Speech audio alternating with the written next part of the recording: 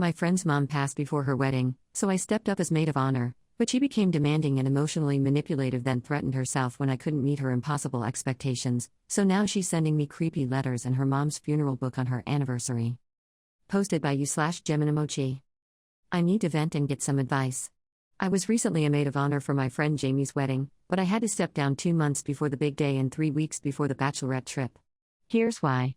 Jamie's mom passed away 6 months before her wedding, which was incredibly tough for her. Just before her mom got sick, Jamie fired her original maid of honor for being too cheap and promoted my friend Haley and I to be her dual maid of honors. Given her mom's condition, we didn't bother her about wedding planning, respecting her wishes.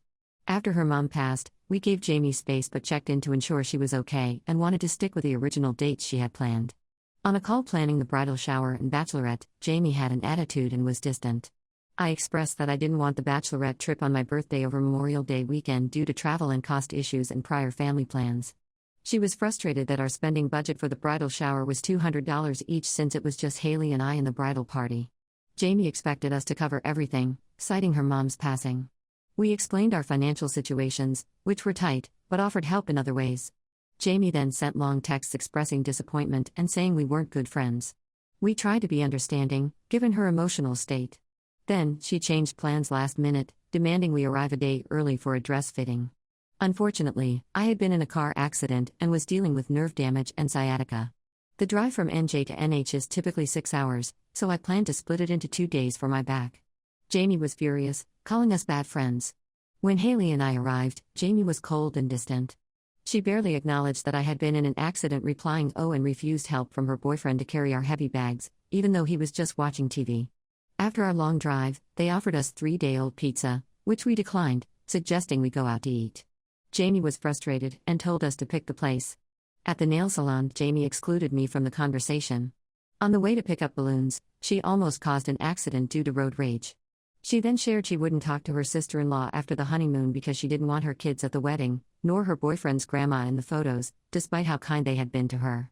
At dinner, Jamie's boyfriend joined, and they expected us to split the bill 3 ways, including Jamie's portion. This was surprising since we had traveled far and spent a lot on planning. Back at the condo, Jamie and her boyfriend accused us of being bad friends, primarily upset about my split drive. I explained my situation, but Jamie broke down, threatening to hurt herself and demanding we come 2 days early to the wedding. The next day, after the bridal shower, Haley and I decided we couldn't continue as maid of honors. We had to cancel all bachelorette trip reservations since they were under our credit cards. This was a heartbreaking decision, but we couldn't handle the emotional and physical toll anymore. Has anyone else experienced something similar? How did you handle it? Relevant comments. Commenter 1. Well, at least she found a groom that sounds as awful as she is, and their drama will keep them riding their emotional roller coaster without any real friends or family to count on. Good thing Op got out. Op's response: she's one of those people who will latch onto her boyfriend and ignore her friends when she's in a relationship. Her boyfriend, her father, and her boyfriend's friends are all she has left. She hates both of her sisters-in-laws, her brother, and her extended family on both sides. She is going to struggle through life. Commenter 2. Sorry, Op, but if this person judges her friendships by whether people are willing to spend money they don't have on her wedding preparations, she's going to find herself with 0 friends. People have gotten the idea that the bride should expect friends to spend money on her wedding from social media, and well, we all know how many lies there are on social media. Commenter 3. Not just 0 friends, but what do you think will happen when boyfriend realizes she's trying to cut off Sil and grandma? This girl will end up totally alone, and I can't sympathize at all. Op's response: her boyfriend laughed about cutting his sister out of his life and talking trash behind her back. He is still hurt that she does not want his grandma in pictures, though. He is whipped beyond belief. I think he is part of enabling her bad behavior. Commenter 4. How did it go when you told the bride you two were out? Are cutting ties with her? Op's response: my friend will be telling her today. She arrived at the decision a bit later than I did due to guilt if she were to harm herself. Over the phone, she was cold and distant. She did not take any accountability for her actions and then shifted blame towards myself and Haley. She claimed I was the rude and disrespectful one. I kept my cool and didn't argue with her and said, we can agree to disagree. She also asked towards the end of the call if I would still attend the wedding, and I told her no and that she could mark me down as a decline. And yes, we are cutting ties with her. As far as I'm concerned, we are no longer friends. She has been blocked on all forms of social media along with her and the boyfriend's number. Update 1, 1 day later. Jamie reached out to Haley the day after the bridal shower, this past Monday, and said she wanted to check on me because I seemed off at the bridal shower. At that point, I had my mind made up that I was going to drop out of the wedding. I had already called both my parents, who told me I should drop out, as it was hard for them to see how much duress I was under. At the shower, it was all over my face how upset I was. I was barely able to talk and was holding back tears, only able to give one-word answers, including to Jamie's father, who walked away after seeing how sad I was without asking how I was doing despite knowing about my accident. I told Haley I would call Jamie later since I had physical therapy after work as well as regular therapy. My therapist also agreed I should drop out of the wedding due to concerns for my physical and mental health. After my therapy appointment, I called Haley and let her know about my decision, and I offered to transfer all the info and reservations I had for Jamie's bachelorette party, which was in 3 weeks. I told her she could reach out to me if she needed help or had questions about anything I had set up or prepared. I was more concerned about how Haley would take it since I did not want it to affect our friendship. She was very understanding of my decision and supported me. I tried to call Jamie around 10 p.m., but she didn't pick up. She told me she would call me after work on Tuesday. When we finally connected, Jamie tried to lead the call calmly. I told her I would step down from my role in the wedding and blamed it on my back injury. She didn't freak out until I mentioned feeling disrespected and unappreciated. Then she got mad and blamed Haley and I for everything. She said the thing that bothered her the most was that I told her I couldn't afford to go to Nashville, her first choice for the bachelorette, and that I didn't want the bachelorette trip on my birthday weekend. She accused me of being lazy and only knowing how to tan by my pool. I was upset she felt entitled to how I spent my own birthday. I said we would have to agree to disagree and didn't argue. I apologized again for the situation and her mom's passing and left it at that. I informed Haley of what we spoke about, and after that, Haley decided she would step down as well. That night, we had to cancel each reservation we had for the bachelorette trip since they were under our credit cards. The next day, yesterday, Haley told Jamie she would be stepping down. Jamie reiterated the same things that bothered her and ended up cursing out Haley before hanging up. Haley didn't have a chance to finish telling her that all the reservations were canceled, so she texted Jamie, who responded, "I appreciate you canceling the hotel last night before you even talked to me." This reaction just confirms that Haley and I made the right decision to drop out of the wedding. Update 2, 13 months later. Hi everyone. Last year, I posted about stepping down as maid of honor for my friend Jamie a few weeks before her wedding. At the time, I felt conflicted and guilty, but so many of you helped me see I had valid reasons to walk away. I wanted to give a follow-up now that it has been a year because what happened recently confirmed I wasn't imagining things. Remember Haley, the other bridesmaid? She stayed longer than I did, a few days, but eventually, she experienced the same treatment I had. On the exact 1-year anniversary of Jamie's wedding, both of us received unexpected packages from her in the mail. Inside were multi-page typed letters. They were formal in tone and signed at the bottom with things like "yours truly" and "your perfect match little." These were not apologies. They were long, rambling, and accusatory. In them, Jamie blamed us for abandoning her, questioned our character, dragged in our families, and even referenced very private things we had gone through in our personal lives. She compared our friendship to a performance improvement plan, said we were just a chapter in her life, and painted herself as the victim. She didn't just send letters. She mailed back copies of old letters Haley and I had written her years ago, returned like evidence. She included photos of us together. And most disturbingly, she sent me her mother's funeral book, which had pictures of me and her mom inside the book from the service. None of these packages had a return address. The fact that she chose to do this on her wedding anniversary speaks volumes. Instead of celebrating her marriage, she spent that day digging up old letters, printing photos, writing pages of blame, and mailing them out. For Haley, this was the final straw. For me, it was the validation I needed that my instincts had been right all along. I no longer feel guilty for stepping down.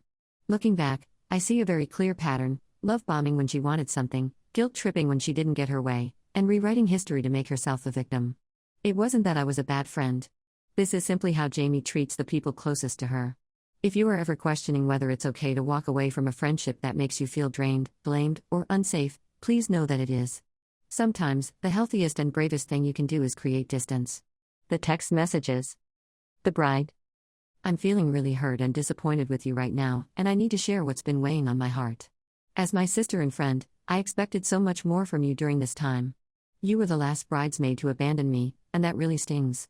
I've always looked to you for support and guidance, but it feels like you've turned your back when I needed you the most. I understand that things have been challenging for everyone, but your silence and distance hurt deeply. While others openly acted out and made their feelings known, you chose to hide away, which felt like a betrayal. When I received the bachelorette shirts after you canceled everything without a word, it felt like a cruel reminder of what I lost and how alone I am in all of this. It's hard to process that you couldn't even be honest with me about your decision. This year has been incredibly tough for me, especially with losing mom right before the wedding.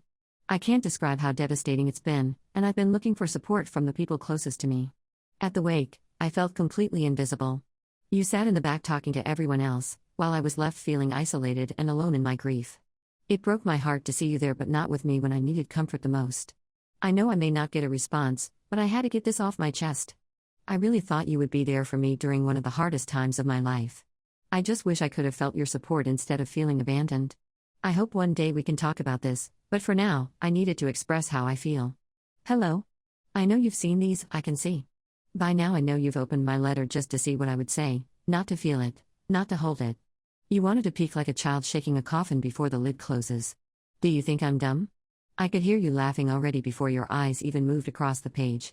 Your silence was never silence, it was knives. Every time you didn't text me I heard the echo of your teeth grinding like the church bells when my mother was lowered down. Did you think I wouldn't notice? Did you think I wouldn't know? You're sitting there with your checklist, ticking boxes, prize here, mentions casket, sounds crazy haha. It's all a little puppet show to you, isn't it?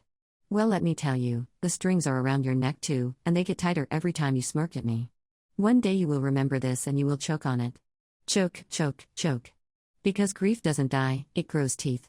You think you're safe behind your screen, but I see you. I see you. Stop pretending you don't read me like a story. I'm not a story, I'm the fire in the walls. Yours not truly, perfect match little, but you never deserved me. Letter 1. Dear recipient. As I sit here past the 1-year anniversary of my mother's passing, rereading our old letters from Big/Little Week, I am writing to express my deepest disappointment in you. I've always enjoyed your company, respected your kind heart, and really believed that we were a perfect match for a reason. I've always known that friends come and go, but I never thought that would apply to you. That thought alone breaks my heart. One day we were close, and the next it was over, the day after my bridal shower. When I asked why, I was told I was too demanding and that you didn't like how things were handled. At a time when my world was falling apart and I reached out to a friend for support, only to instead be met with critique. A perfectly politically correct corporate performance review was presented to me. That moment felt like a slap in the face during the most vulnerable time of my life. I didn't share many details about what was happening behind the scenes, but since you never asked, let me paint you a picture. I sat through hours of traffic to be at her bedside in Boston every day. I escorted friends and family from the lobby to her hospital room to say their last goodbyes. I witnessed her sign her life away as her signature was permanently marked on the legal document claiming the right to stop treatment, because even the best doctors in the country couldn't change the outcome. I sat at her bedside in hospice watching her organs shut down, indicated as her vomit turned black. I received the call at 4:06 p.m. on March 20, 2024 confirming she had passed. I chose funeral flowers instead of wedding flowers. I crossed her name off my guest list. I knelt at her casket begging her soul to watch over me before witnessing my own father lift his deceased wife's body into the back of a hearse. That was my reality. And through it all, you were silent.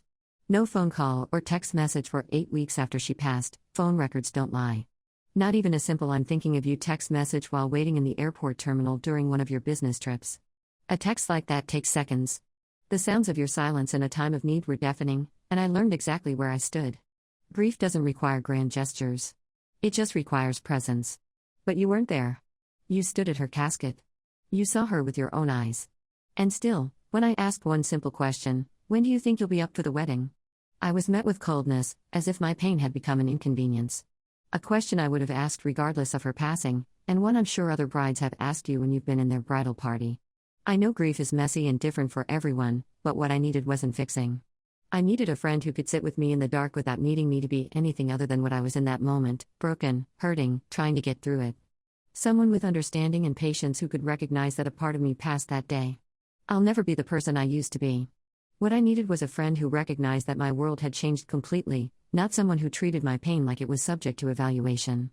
It felt like I was being put on a performance improvement plan for not healing fast enough or hitting the expected milestones of getting better. Instead, your absence became part of my grief. The end of our friendship added another wound I didn't see coming. A pain layered on top of so many others. Grief is deep and unexplainable. I didn't handle everything perfectly, and I'm not claiming to.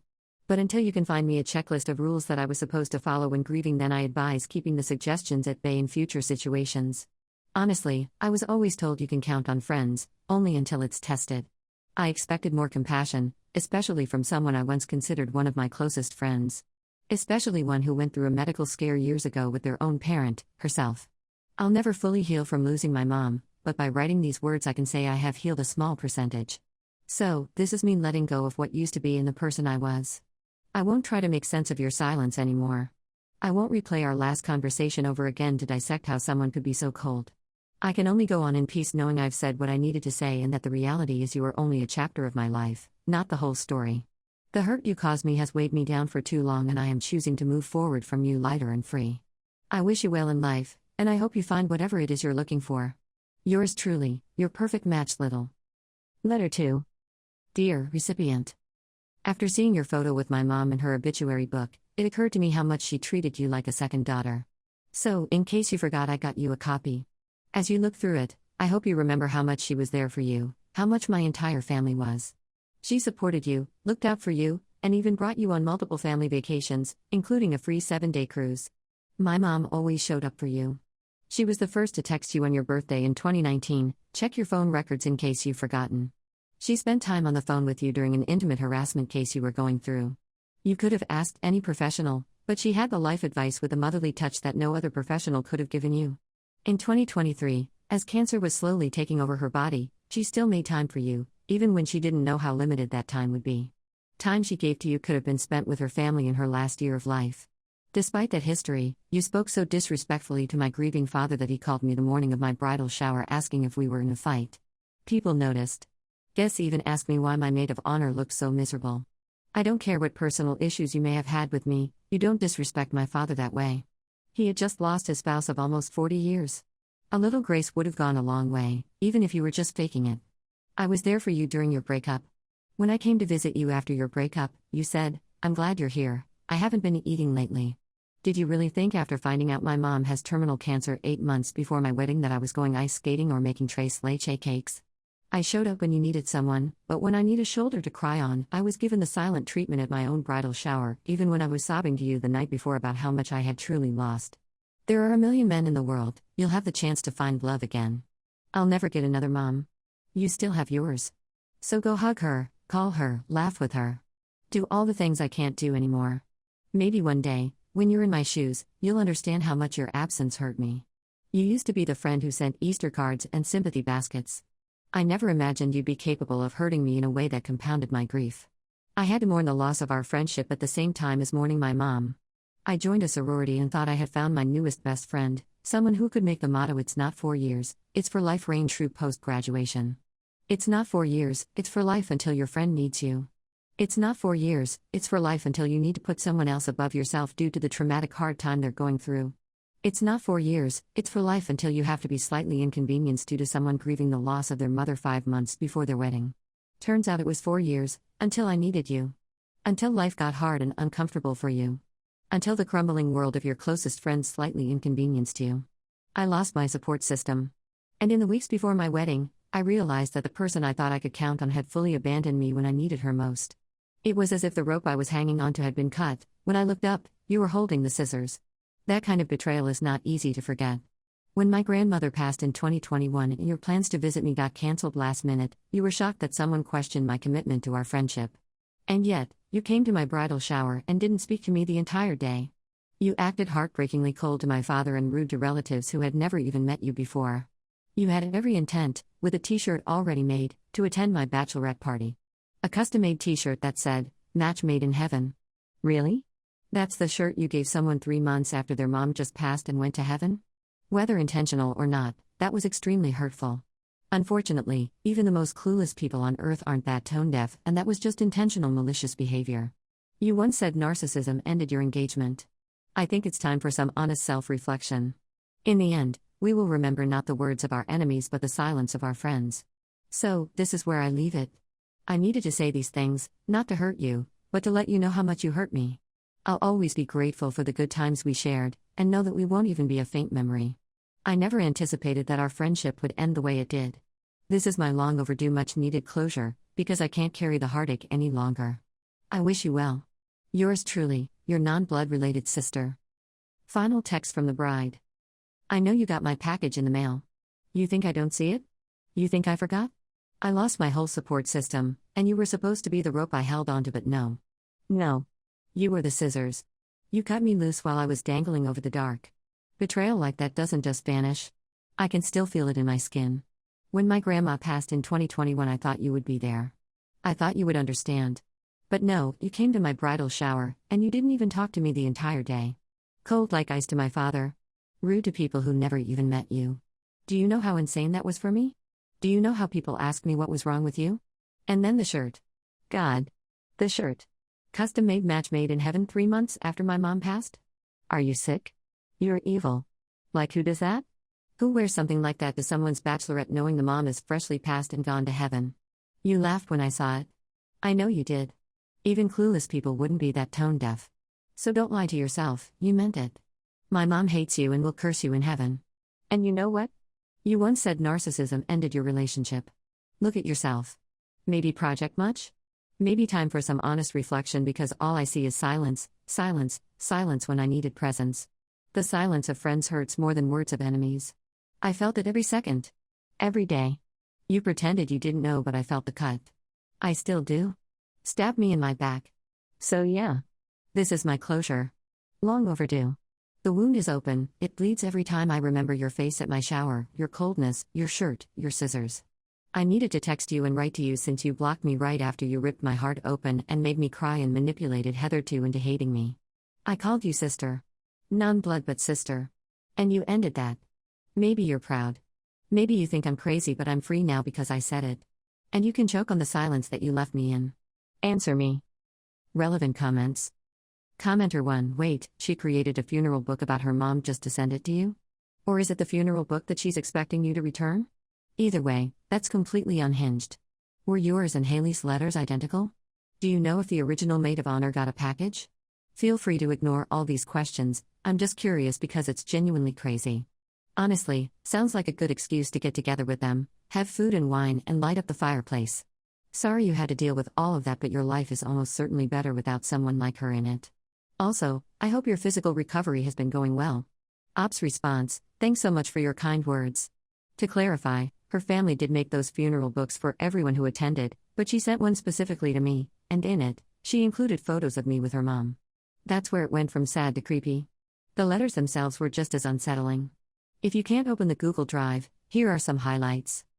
She kept trying to remind me of how much her mom did for me, even listing things like texting me on my birthday in 2019 and calling me during a workplace situation I went through. She framed this as proof that I owed eternal loyalty. She claimed I was disrespectful to her grieving father because I didn't fake sympathy to his satisfaction, and even complained that guests noticed. She told me, there are a million men in the world, you'll find love again. I'll never get another mom. Basically throwing my breakup in my face to make me feel guilty for not prioritizing her wedding over my own grief. She accused me of abandoning her during her mom's illness, saying I only dropped out of the wedding because I didn't want to be inconvenienced. To clarify, my disrespect was having tears in my eyes and not feeling like I could talk to him because Jamie had screamed at Haley and I the night before, threatening to hurt herself if we didn't do exactly what she wanted. She wrote that I treated her grief like it was subject to evaluation, saying it felt like I put her on a performance improvement plan because she wasn't healing fast enough. She even dragged in my past ex-engagement, writing that narcissism ended it and that I needed honest self-reflection. She closed with creepy sign-offs like yours truly, your perfect match little, and your non-blood related sister. It was pages of this. No apology, no accountability, just guilt-tripping, manipulation, and dragging up private details I had shared in confidence. The timing, exactly 1 year after the wedding, makes it feel even more calculated, like she wanted to reopen wounds on purpose. I've been thinking about reaching out to the original maid of honor to see if she got something, too, because I can't imagine Haley and I were the only ones. And I love your idea. Honestly, it is the perfect excuse to pour some wine, light up the fireplace, and celebrate a freedom anniversary. I got excited showing my husband the baby clothes my mom washed and sent for our first child, then he immediately said we'd donated all because his baby deserves only new clothes, so now I'm wondering if pregnancy hormones made me too sensitive or if he was being awful. Posted by you/TwinkleDogEfforts48 and you/happy_hippo21. Hey y'all. So my mom lives a few states away and is not able to help prepare for her first grandchild the way she'd like to, unfortunately. A friend of hers asked her if I'd like some baby clothes, some slightly worn and some never used before. I said of course. And my mom went through all the clothes and washed it and mailed it to me. So when we received the box of clothes, I was pretty excited to go through it as we haven't bought anything baby related yet. As I mentioned, this is my husband and my first child. I think I showed him maybe 2 pieces of clothing and I could already tell he was unhappy. He said we just donate all this stuff to Goodwill because he wanted to buy all new clothes for our baby, to which I said of course we will still buy new clothes, but it's nice to have a good amount of clothes, especially since they go through clothes like crazy, or so I've heard anyway. He just said no, that his child won't wear hand-me-downs, so I stopped showing him clothes and started packing up the box. So he then asked why I was upset and that he still wanted to see stuff, but I didn't see the point anymore as he'd pretty much ruined the moment and gesture for me at that point. I know it's not new clothes, but my mom was just trying to help and she literally went through the mountain of clothes and washed every single item. The box smelled amazing when I opened it. I don't know, it hurt my feelings honestly for him to dismiss it like that and just say we donated all without even taking the time to look through it, and I guess because this is the first time we look at baby stuff together it hurt even more. He got upset then, saying he didn't understand why I was making him the bad guy for saying he wants to buy all new clothes. Relevant comments. Op responds to a long comment about her husband's background as he was growing up. How is his relationship with Op's mother? Op's response: he grew up wealthy, and while we aren't swimming luxury rich, we are thankfully pretty well off. We are both smart shoppers and don't overpay for things when we can find something for a better deal. When I started to notice that he wasn't happy with the clothes, I asked him if he never wore hand-me-downs before, to which he said no, never. I was raised by a single mom and an older sibling, so hand-me-downs aren't a big deal to me. As far as his relationship with my mom, it's honestly great. She's never inserted herself in our relationship. They get along well. He calls her mom and tells her he loves her. Even when he talks to other people about her, he always says that she's the sweetest/kindest person he knows. I did tell him I felt he was just trashing her efforts, and he said that's not how he meant it when he said we'd donate the clothes at all, that he just wants all new clothes and doesn't understand why that makes him the bad guy. I appreciate your response though. Sometimes I wonder if the pregnancy hormones make me too sensitive. Commenter 1: you're doing good for the environment and your wallets.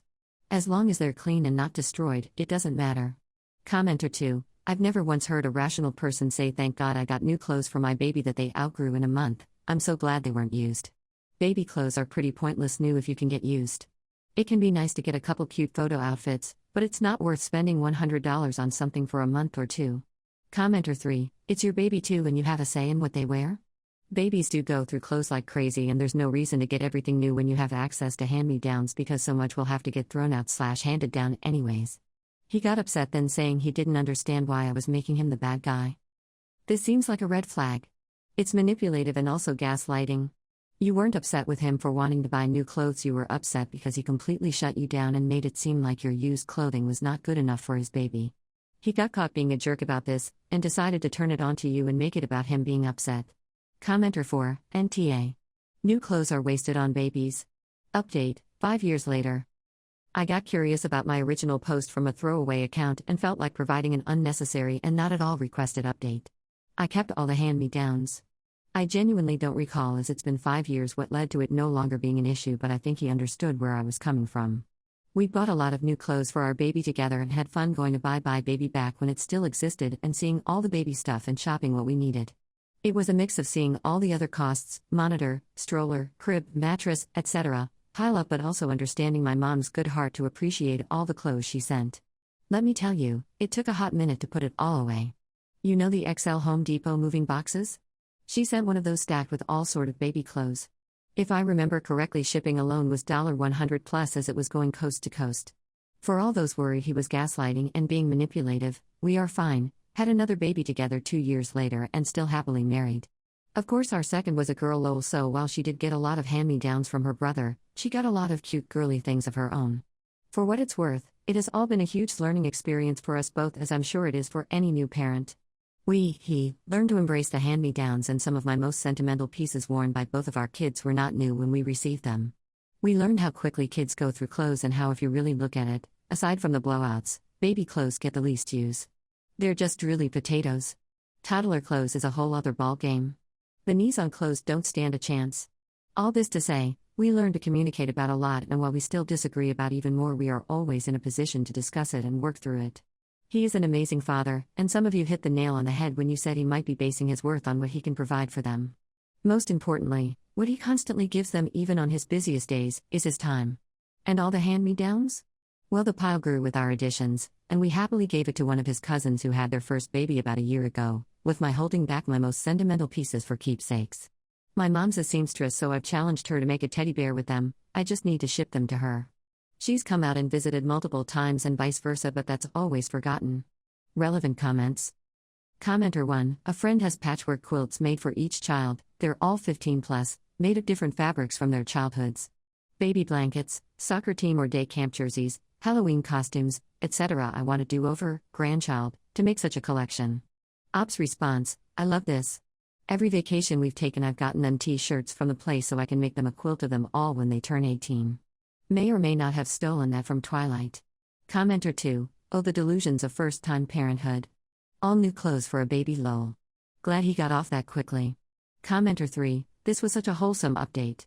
Honestly, it makes a lot of sense now that you explained it. Becoming new parents comes with so many emotions, expenses, and expectations, so of course the clothes felt like a bigger deal at the time. I love that you both found a balance between enjoying the fun of buying new things together and appreciating the love behind the hand-me-downs. The way you describe the drooly potato stage made me laugh because it's so true. Newborn clothes barely see anywhere before the next growth spurt. It's sweet that those little outfits ended up holding sentimental value instead of resentment, and even sweeter that you passed them on to someone else starting their journey. The teddy bear idea from your mom is going to be such a beautiful keepsake. It sounds like you and your husband learned the most important thing: not to avoid disagreements, but to actually work through them.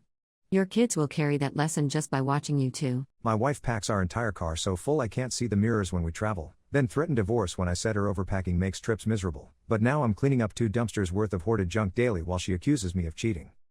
Posted by you/OKCut9597. So my wife, 38F, and I, 36M, have been together 8 years.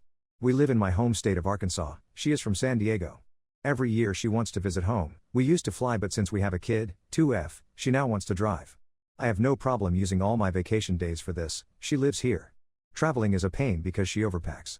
Used to fill my CX-7 full, but work gave me a $900 car allowance, and we used it to get a full-size Suburban. This time she loaded that full. I mean front passenger to the ceiling so I can't see the mirrors full. We didn't use hardly any of it. Every stop I carried everything into the hotel because she was afraid it would get stolen. It's 3 days each way. Got through it, told her she makes traveling miserable because she is also super late. Tell her 10 a.m. She might arrive by noon. So every day we don't leave the hotel until 12, then she insists we drive until midnight. Unfun. Anyway, this weekend I was sent on a work conference. They got me a sweet hotel room, week at a nice resort, super excited. We were going to go and leave the baby. Day before she cancels my mom watching to bring our child. Fills the Suburban full, again. Mind you, it's my work trip. 5 days, 5 nights. Most of the stuff was just overpacking. She brought a tote of blankets. 1 of towels. 2 of her clothes. Totes. I told her she makes it miserable. The hotel always gets cluttered and full. The night before we leave is always a mess trying to pack and her organizing stuff she brought that never gets used. She freaked out, told me I just want to go hook up and cheat at these things. I invited her, and she is filing for a divorce because I told her you're overpacking and insisting we fill every vehicle full and always being late makes me miserable. We were 3 hours late leaving to get to the conference, so I missed the networking opening night, which is where in my industry people tend to click up afterwards to a degree.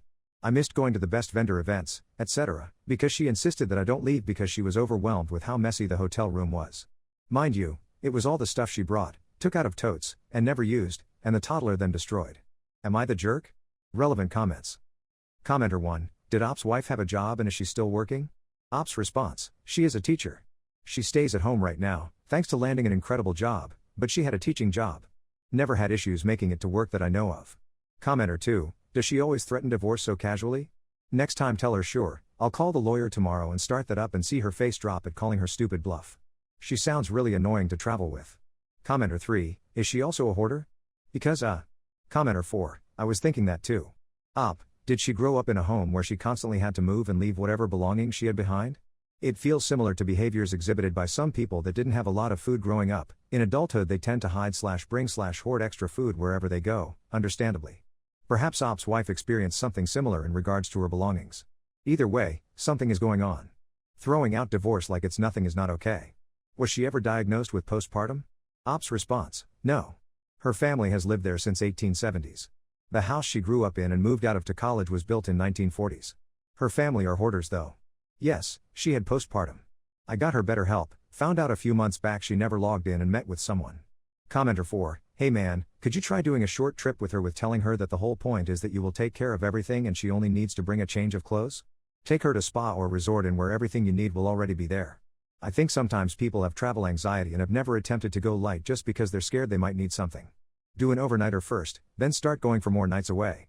It might just be that your wife has never tried traveling this way. Ops response: we did that a few years ago, right before the kid arrived. Told her some friends were coming to visit, in fact they were coming to house sit, I had her bag packed and away we went. She even commented at the time she loved how freeing it was to only have one bag. Now, for her to go anywhere she needs 4 bags. Backpack, diaper bag, purse, and another large bag filled with spare food, extra meds, etc. I didn't realize until today she needs mental health help. Commenter 5, she clearly has issues, but you're not responding in a healthy way. Uda. Saying you make traveling miserable is aggressive and mean. It would be better to say when you overpack and make us late, I feel stressed. It makes traveling less fun. Or something. In other words, look up I statements to better express your concerns. This will make your disagreements more productive and less hurtful.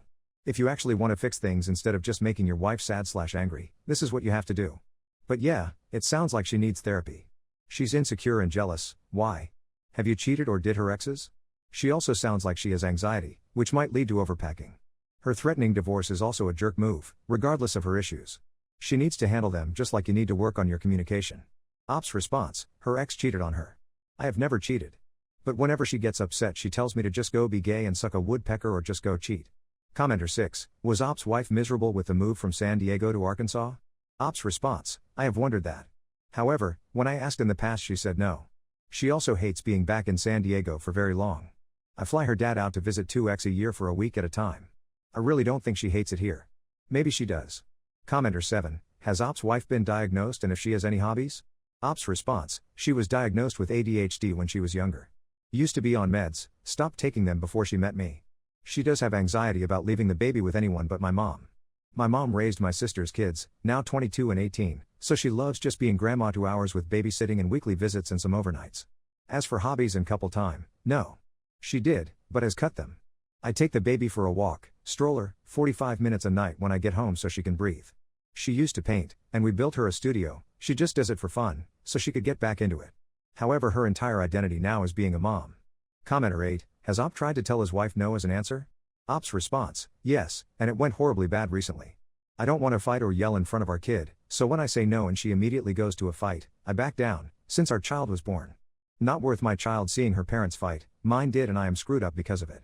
Yes, I am a bit of a pushover recently. I don't want my marriage to end, but I work 70 hours a week so I would like to enjoy my trip time and not have it be cluttered. At home I built shelves and a basement so all stuff can be stored, and I can have an empty relaxing environment.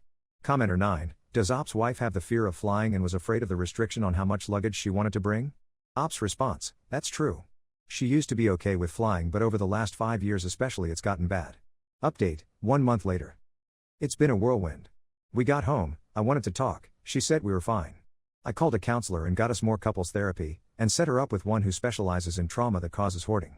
She did not call a lawyer. She threatened again so I dialed 1 on her phone and put it on speaker and walked away. Not my best moment. However, since then we have attended 4 sessions together and she has went 5x apart. I spent all my savings to hire some people to come in and help her clean for a week. We threw away 2 40 yards dumpsters fairly full of stuff. Cleaned out her car, the one she puts my daughter in daily, and established a routine of only her purse and diaper bag go up front, the rest is trunk only. I've had to go through it daily and remove stuff. I once let it go 4 days and it was full again. We are going to see her family in December. I made it very clear if the vehicle is loaded full, I am going to the airport and flying with our daughter and she can make the trip herself. We made the packing lists already. The boot of the Suburban can be full but nothing above the boot cover and nothing besides a small cooler and purse and diaper bag up front. I bought refundable tickets for my daughter and I to fly to and from San Diego if she fills the vehicle and throws a fit. Now how is our quality of life? She seems happy. Her family says she is happier than ever. She has always wanted a clean house and car, but fights me when I clean up, even now, as she was about to do it. I am miserable. I am constantly picking up the car, the yard, the house. I let it go 2 days once and got screamed at for sabotaging her. I talked to a lawyer myself. Not to move forward but to protect myself. My boss actually has me in line for a promotion. Which is great, only problem is if our marriage ends and she moves back to California then I would be stuck in a 2-year deal at work. So I am currently very nervous about career advancement when I am miserable personally. Edit, forgot to add the cheating part. She confessed she was nervous I would cheat because I am not the ugliest guy around and you work hard, so if you hate me then you would have options. I have no idea if she is cheating, and I am kind of at a point when I don't care. I am 100% checked out. Edit 2, so many responses. Why haven't I cut the cord? Because she is my wife and we said for better or worse. How can I walk away from her when she is not doing okay without giving it the good old college try? Plus I was raised divorce is not an option. I gave myself until Christmas 2026, if it's not better then, I am pulling the plug. I am picking up every day because counseling said it would help, and also as people rightfully pointed out last time, my daughter doesn't deserve this. I want a clean home, so I do it myself. Is it defeating to come home every day and the kitchen table is covered with random stuff she got out because she was going to bake but never did, and the bed is covered with totes of clothes she was going to sort? Sure. Do I want to go through the guest room every 3 days because she destroys it, not figuratively but gets stuff out in it or brings things into it, and I want it to be guest ready at all times? No, I don't, but it's the price I pay. If I don't do it, our house is junk, and our kid doesn't deserve it. If I leave, I am hurting someone with mental illness. All I am doing right now is destroying someone, myself. And when I finally walk away, I can honestly say I did my best. Yes, I am documenting her car and the house when I get home and when I leave. I am probably enabling right now, but if it goes the way it probably will, I'm going to be fighting to keep my daughter. Part of this going above and beyond is so that I can be the better parent, because people before were right, I wasn't protecting my kid. As for her claiming I am sabotaging, I must have worded it wrong. When I clean up she is mad because she was going to do it in a minute even though it's been days. Those wondering about work, I am full-time, she works full-time now as a teacher, started back a few days ago. I had hoped she would stay home full-time to raise our daughter as that's why I took this job. Don't love it, don't enjoy it, but it pays the bills and provides a good call, but it's what she says she needs. And for the people messaging me about using the word boot, I am from Arkansas but there is this thing called a plane, and I have worked all over and have even enjoyed a TV show or two that wasn't Walker Texas Ranger. I also call carts at the store's trolleys, partly to mess with people and partly because it entertains me, and mainly because it's become a habit. Relevant comments. Commenter 1, this is terrible and I am not sure why you are putting up with it. You picking up after her every day is not making her better, it is enabling her. Are you okay with your daughter living like this? What about her learning that it is okay to keep a house/car messy so long as she finds a man to clean up after her? You are doing no one in that house any favors. Why are you even giving her the option to drive to CA? I would tell her you can't do it anymore and just fly, period, end of story. You are treating her like a child who doesn't know how to clean up after themselves, not a wife. When it comes to the job promotion, would it pay enough for to hire a nanny if you do divorce? Does your wife work and could she support a child if she tries to get full custody? Your boss sounds great and he may be willing to work with you if you do divorce and you need a little flexibility. Her family saying she is happy means nothing, they aren't dealing with her daily and don't see how bad it is. If they give you a hard time, send them pictures of what you have to deal with each day.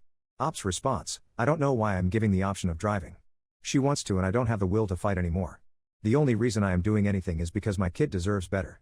And she deserves a mother that loves her, and my wife does. I see the care and love for her. She works full-time as a teacher this year, so in theory yes. The way she spends money no, but the financials say yes. My boss thinks the whole thing is hilarious. I had a near breakdown in my office one day, he heard about it from coworkers who were worried and he took me to lunch and beers. But he was crystal clear, if I sign the promotion contract I am his for 2 years. Her family is great, in small doses. They are the ones that will tell you they love you as you drown. Mine are the ones who tell you to go screw yourself as they drive 1,500 miles to help you move. Commenter 2, has Op tried to get his wife to help with cleaning up? Op's response, I try to incorporate her. She usually is too tired or gets bored. My daughter loves the pickup game, so primarily it's the two of us. Obviously I don't make her, but she's stuck to my side from the moment I get home until she passes out. Commenter 3, I am a social worker and have dealt with families who have hoarding issues. When I read about the 2 dumpsters of stuff, I was blown away, not by the amount, but by the support you gave her and the success you had.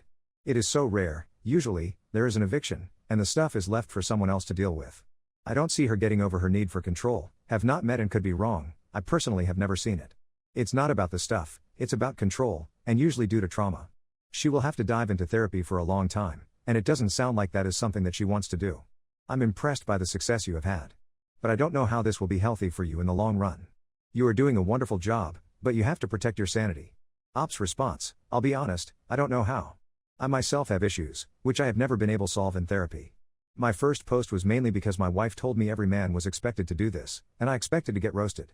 And I did, but not for what I thought. Just like now, getting roasted by some for doing what I am doing for the wrong reasons, etc. These posts and replies have helped, and hurt. Helped in that I believe fully I am right in my beliefs, but hurt in that I can see I am not handling it completely the right way. I can't see the top, and I am honestly just trying to survive at this point. I tried taking a day off today to just sort things out, but my wife saw me on Life 360 still at home, so she took a day off with an emergency sick kid and is coming home so I don't bang some hoe in our bed. I literally have nothing left, I don't know what to do. My dad's secret 32-year-old son showed up needing bone marrow for his dying child, but my dad tried to intimidate him into staying away even though my nephew could die, so now my parents are divorced and we ignore dad completely but gained an amazing brother. Posted by you/throwersecrets27. So, the tea is that my dad had a child with another woman shortly after he married my mom, but before I was born. My brother that I didn't know about is 32. I'm 28F, and my younger brothers are 26 and 24. My dad gave the other woman money over the years, and her and my brother knew my dad was married and had a family, but none of us knew about them. The only reason my brother, 32M, revealed the secret is because his son needs a bone marrow transplant, and they are looking for a match, and anyone with a blood relation is the best chance for one. My mom feels betrayed obviously, and I doubt their marriage will survive. But I hate all the drama and gossiping that is happening in my family. I hate drama in general, and this is like my worst nightmare. Relevant comments. Commenter 1. What I'm more interested in knowing is, did they find a bone marrow match for the kid? Ops response, we only found out about my brother and my dad's secret family 2 days ago. Commenter 2. So did your dad get tested? What did he say? I'm sorry about the little boy. Proud of you all for trying to help BTW. You all will probably end up needing therapy after all this. Ops response, my dad got tested when my nephew first got diagnosed. He just says the past is the past, and it was a one-time indiscretion. But none of us believe him. Commenter 3, yikes. Even if anyone could actually believe that the intimate infidelity was a one-time indiscretion, your dad misappropriated money for at least 18 years, which is not something that is tolerated, even by no-fault states. And as if keeping the secret son and concealing and stealing money from your family wasn't bad enough, he was either a complete deadbeat who had no relationship with his child, or he repeatedly lied to and betrayed your mom by spending time with your half-brother and his affair partner, probably claiming he was at work when he could have been spending time with you and your younger brothers. Ops response, he never spent time with him. My dad gave his mom money, but my brother didn't meet him until he was in college, and they've only met twice before this. The money part I agree with you definitely. Commenter 4, how did the brother get in touch with you and your family? Ops response, he hired a private investigator. He contacted us against my dad's will. Dad had told him not to contact us, but this wasn't a normal situation where he just wanted to tell us for fun, it was because his son's life is at stake. He's only met my dad twice before this.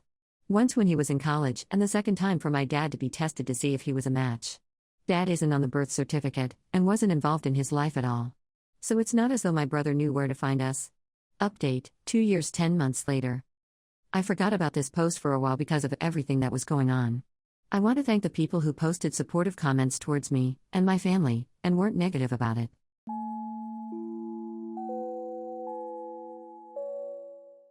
I started dating my friend's brother and thought my guy friends would be happy for me, but one called my boyfriend a loser behind my back, then admitted he only stayed friends with me hoping to hook up someday, so now I'm friendless but fake friendless.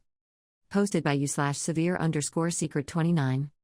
I, 23F, started dating my boyfriend, 27M, a little over a month ago. I've known him for over a year. He's my friend Angela's older brother. I first met him last year at a party Angela was having. I had met Angela in high school, but not her brother because he was serving in the Navy when I first met her. Well, I can admit I was immediately interested in him the day we met. I could go into details as to why, but let's just say I thought from that first meeting that he was pretty great. We ran into each other from time to time over the last year, and finally we both admitted that we were attracted to each other. We've been dating ever since. Recently, I changed my profile pic on my social media to one of the two of us. A male friend of mine recently asked me if I was dating Angela's loser brother. I got angry with him, and let him know I didn't appreciate his comment. My boyfriend is not a loser. In fact, he has a good paying job, and owns his own house. Now, I hear from a mutual friend that this guy was trashing my boyfriend to her. Saying he doesn't know what I see in him, and that he's a loser. How should I approach this situation? The friend of mine is a guy I've known since we were in high school. I feel like I need to say something to him. He's prone to be talking about my boyfriend the way he is. Should I call him out on it? Relevant comments. Commenter 1, he's definitely jealous, and mad cause he never had the balls to approach you. Call him out, and if he can't respect your wishes, cut him off. Update 1, 2 days later. I talked to a mutual friend of ours named Teddy, and he confirmed that this guy Eric has always had a thing for me. I never knew. He never said anything, and even if he had, I was never into him in that way. Teddy said Eric was really jealous that I'd started dating my boyfriend. I finally worked up the nerve to call Eric and tell him I knew what he was saying about my boyfriend, and that I didn't appreciate it. He went on a pretty unhinged rant about how unfair it is that a guy like him can get a girl, and he can't. To be honest, it was kind of sad. Not sad in a way that I felt sorry for him, sad as in pathetic. He built this whole non-existent thing between us up in his head, and now he's angry that it's not real. I just politely asked him to please stop talking about my boyfriend since he really doesn't know him at all. Again, he kind of went into this self-pitying rant that was really off-putting, and I told him we were friends, and that's all we'd ever be. He told me there is no such thing as a guy who wants to just be friends with a girl. So I asked if he had only been friends with me because he thought I might smash him someday. He pretty much said that was the only reason. At that point, I ended the conversation and hung up.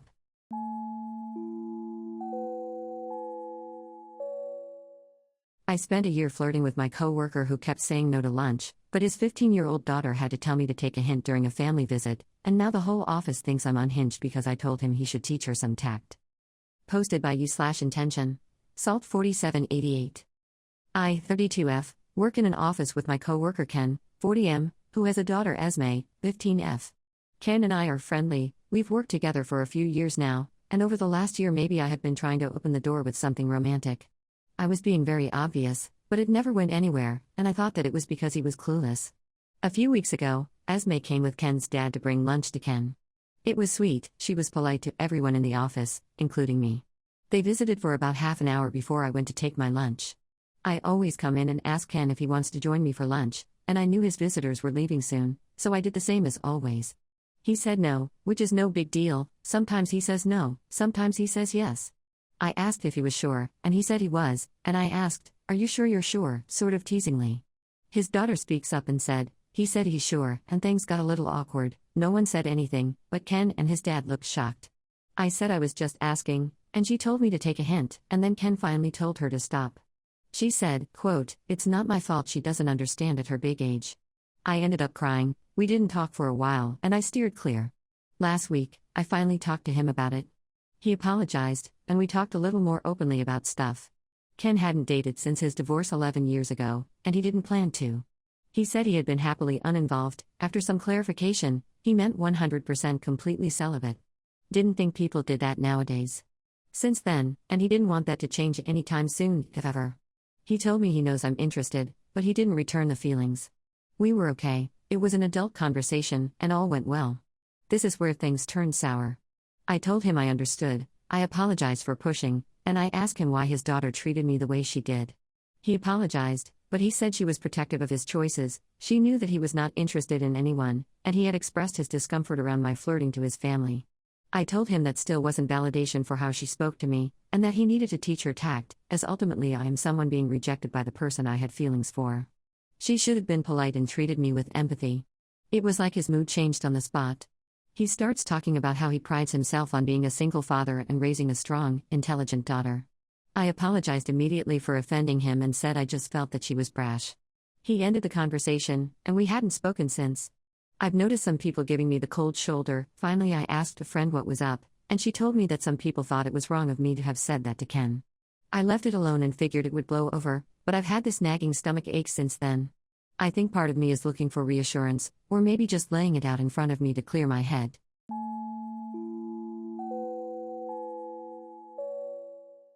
My dad's secret 32-year-old son showed up needing bone marrow for his dying child, but my dad tried to intimidate him into staying away even though my nephew could die, so now my parents are divorced and we ignore dad completely but gained an amazing brother.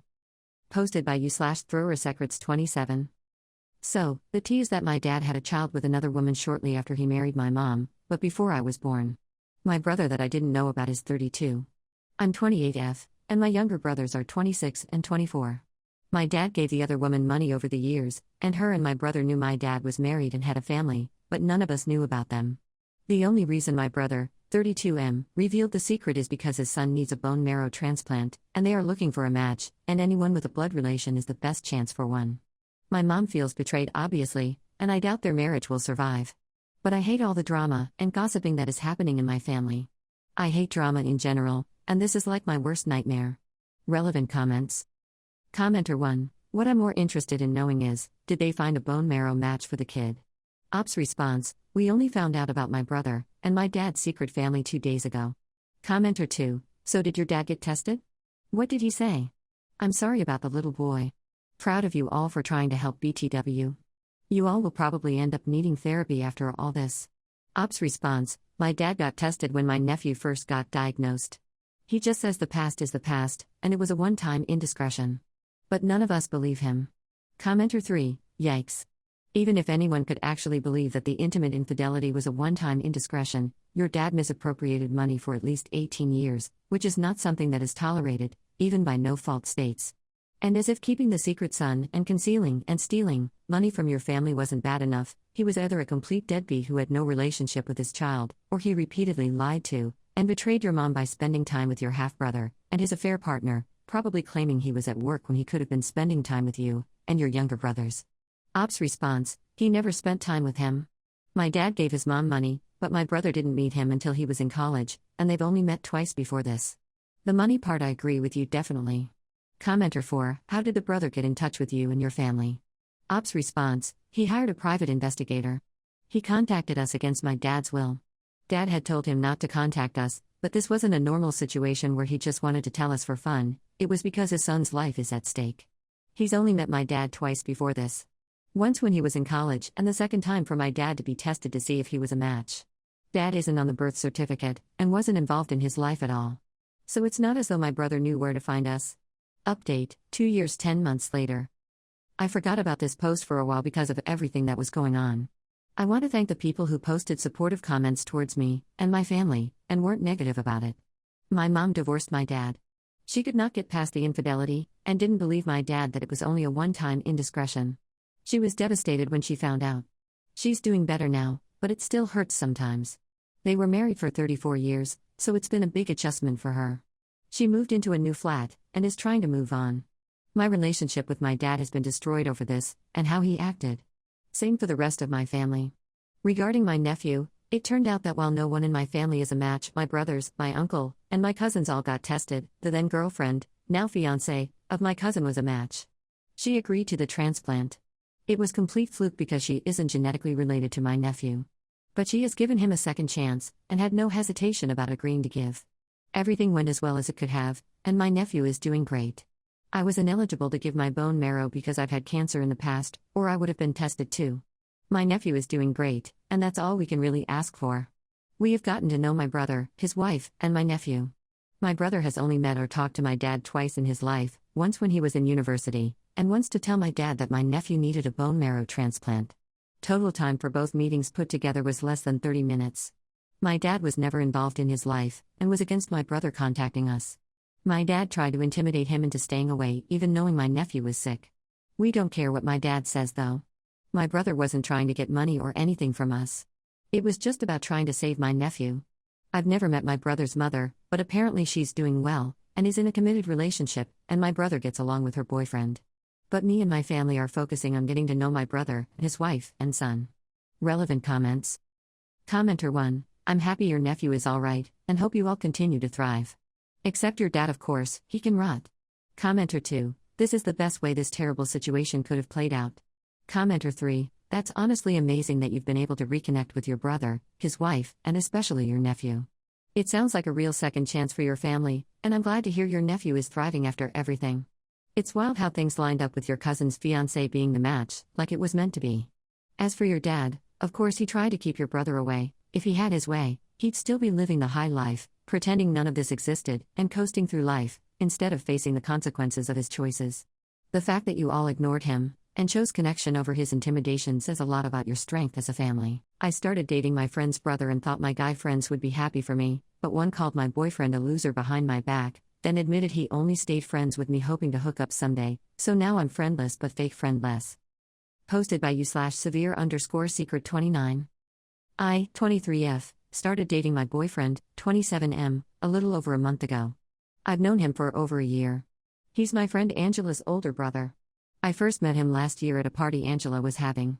I had met Angela in high school, but not her brother because he was serving in the Navy when I first met her. Well, I can admit I was immediately interested in him the day we met. I could go into details as to why, but let's just say I thought from that first meeting that he was pretty great. We ran into each other from time to time over the last year, and finally we both admitted that we were attracted to each other. We've been dating ever since. Recently, I changed my profile pic on my social media to one of the two of us. A male friend of mine recently asked me if I was dating Angela's loser brother. I got angry with him and let him know I didn't appreciate his comment. My boyfriend is not a loser. In fact, he has a good paying job and owns his own house.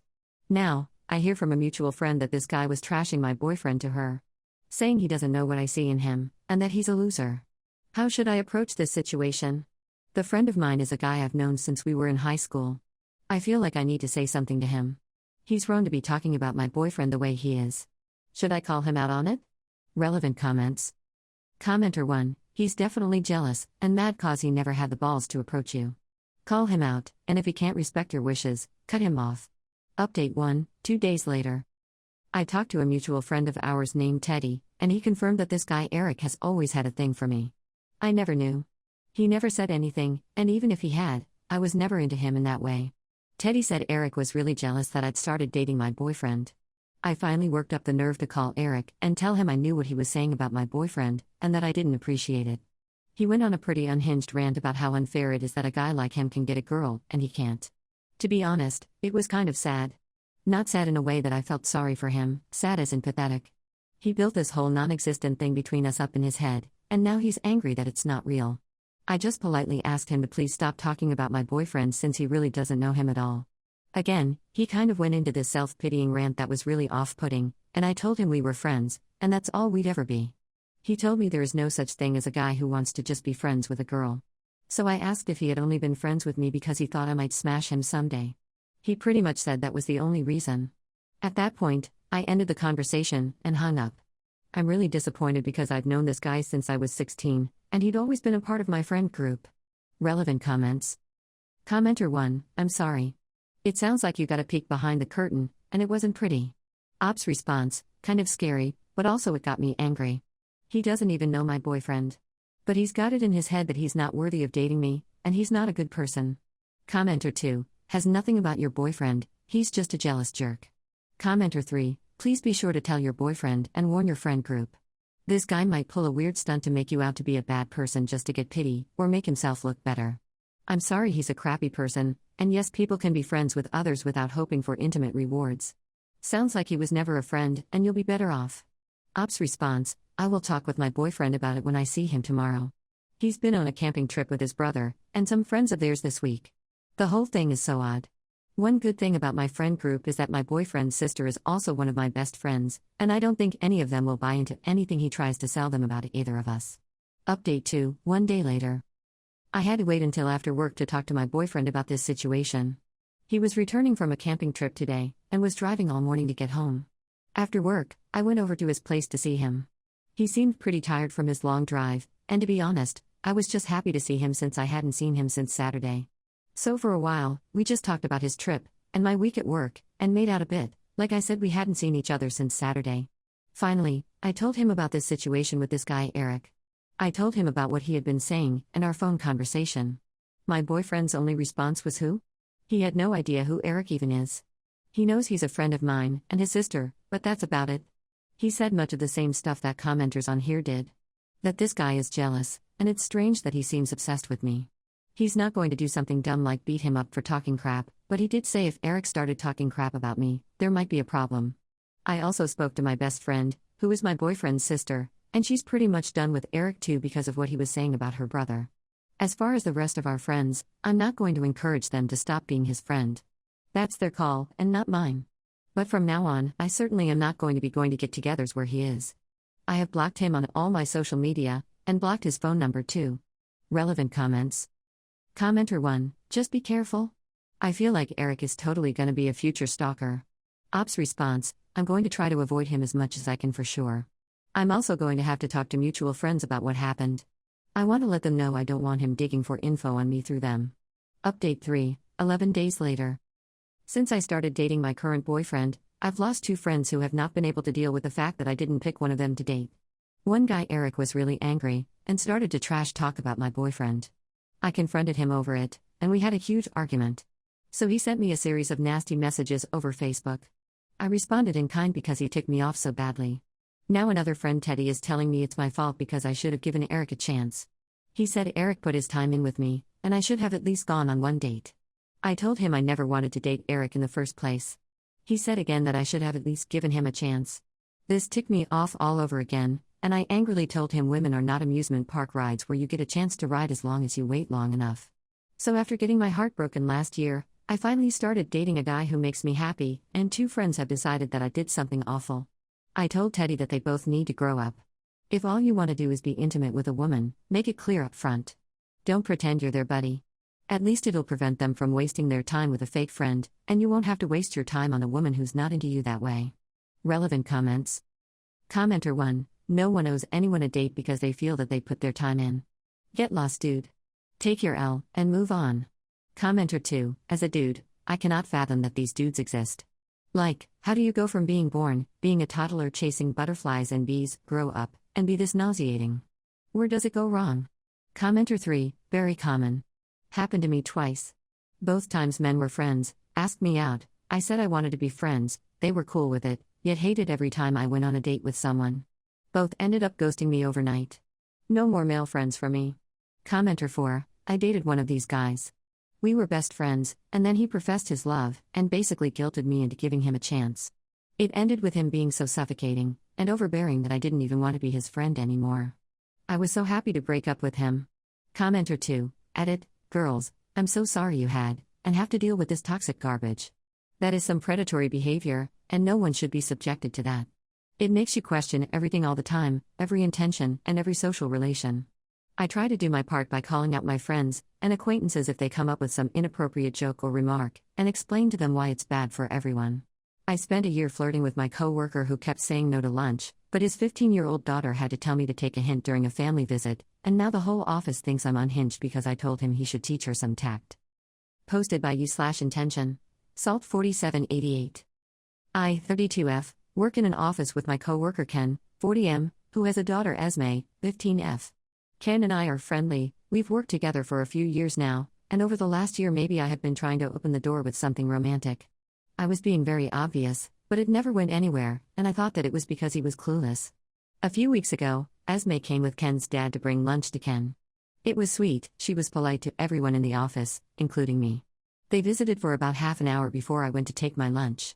I always come in and ask Ken if he wants to join me for lunch, and I knew his visitors were leaving soon, so I did the same as always. He said no, which is no big deal, sometimes he says no, sometimes he says yes. I asked if he was sure, and he said he was, and I asked, "Are you sure you're sure?" sort of teasingly. His daughter speaks up and said, "He said he's sure," and things got a little awkward. No one said anything, but Ken and his dad looked shocked. I said I was just asking, and she told me to take a hint, and then Ken finally told her to stop. She said, quote, "It's not my fault she doesn't understand at her big age." I ended up crying, we didn't talk for a while, and I steered clear. Last week, I finally talked to him about it. He apologized, and we talked a little more openly about stuff. Ken hadn't dated since his divorce 11 years ago, and he didn't plan to. He said he had been happily uninvolved. After some clarification, he meant 100% completely celibate. Didn't think people did that nowadays. Since then, and he didn't want that to change anytime soon, if ever. He told me he knows I'm interested, but he didn't return the feelings. We were okay, it was an adult conversation, and all went well. This is where things turned sour. I told him I understood, I apologized for pushing, and I asked him why his daughter treated me the way she did. He apologized, but he said she was protective of his choices, she knew that he was not interested in anyone, and he had expressed his discomfort around my flirting to his family. I told him that still wasn't validation for how she spoke to me, and that he needed to teach her tact, as ultimately I am someone being rejected by the person I had feelings for. She should have been polite and treated me with empathy. It was like his mood changed on the spot. He starts talking about how he prides himself on being a single father and raising a strong, intelligent daughter. I apologized immediately for offending him and said I just felt that she was brash. He ended the conversation, and we hadn't spoken since. I've noticed some people giving me the cold shoulder. Finally, I asked a friend what was up, and she told me that some people thought it was wrong of me to have said that to Ken. I left it alone and figured it would blow over, but I've had this nagging stomach ache since then. I think part of me is looking for reassurance, or maybe just laying it out in front of me to clear my head. I think I just need an outsider's perspective. Relevant comments. Commenter 1. I had vicarious embarrassment reading this. Op has some nerve lecturing anyone on having tact when she seems to be severely lacking it herself, as well as social graces in general. She has made the work environment awkward and uncomfortable by being pushy with her unwanted attention and advances on Ken. Then, since she couldn't handle not getting the reception that she was wanting or expecting, she goes off on his child's behavior? I can't imagine being so clueless or socially inept that a 15-year-old has to clue you in to read the room, because your desperate attempts to win over her father are making things so uncomfortable, like the poor guy was literally having lunch with his family. Honestly, I wouldn't be shocked if the celibacy part was his way of trying to gently let Op down because he just isn't into her pushy, overbearing self. Commenter 2, your actions are the literal textbook definition of intimate harassment. You engaged in a course of conduct that you knew or ought to have known was unwelcome. You flirted in a very obvious way, in your own words, for over a year. The fact he never specifically told you to stop was not a green light to keep going. Then you interrupted him when he had guests, didn't take no for an answer, and were incredibly rude to someone who has been far too kind to you already. The only person who messed up here is you. Stop making things awkward at work and do better. Commenter 3, criticizing someone's teenage child was petty and offensive. She didn't say anything wrong, considering she already knew your advances make her dad uncomfortable, and she just said exactly what she saw. You did need to get the hint already. And honestly, you should have picked up by now, or at least left the ball in his court. If you're always asking someone to hang out, even if you break them down enough to give in now and then, if they don't ask you in close to equal amounts, leave them alone. Commenter 4, I'm gonna be real with you, Op, it's your own fault this happened. Had you taken the hint far sooner, you wouldn't have been called out. Ken's reasons for choosing to not date you or that he's celibate is absolutely none of your business, and it should never have come to that for you to understand he wasn't interested. Esme's response was the wake-up call you needed. I don't think you would have stopped otherwise. And then when you hear everything, you criticized his child and his parenting. Disgusting. It's like you're wearing a sign on your back saying take me to HR. In capital bold letters. Leave this man alone before it affects your professional career. Update, 1 day later. Hi everyone.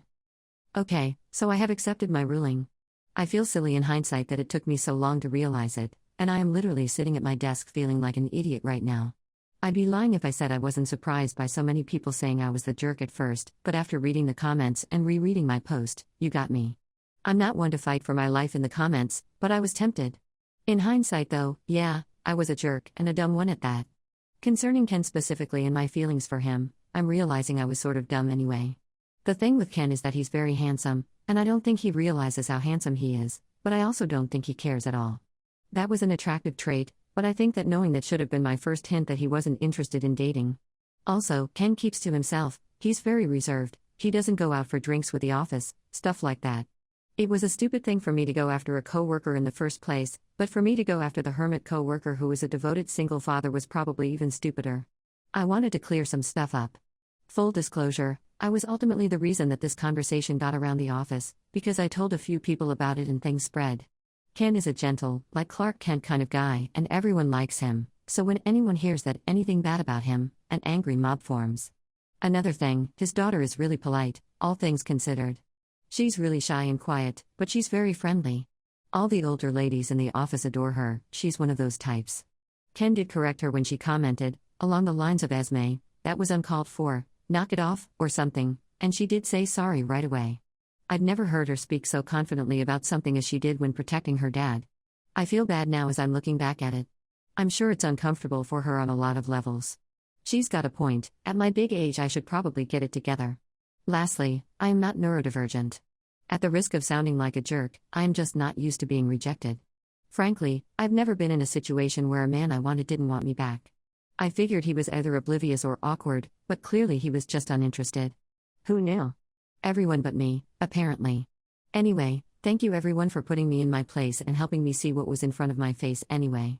I have no idea how I'm going to fix it, but at least I can see now that I was definitely in the wrong. Relevant comments.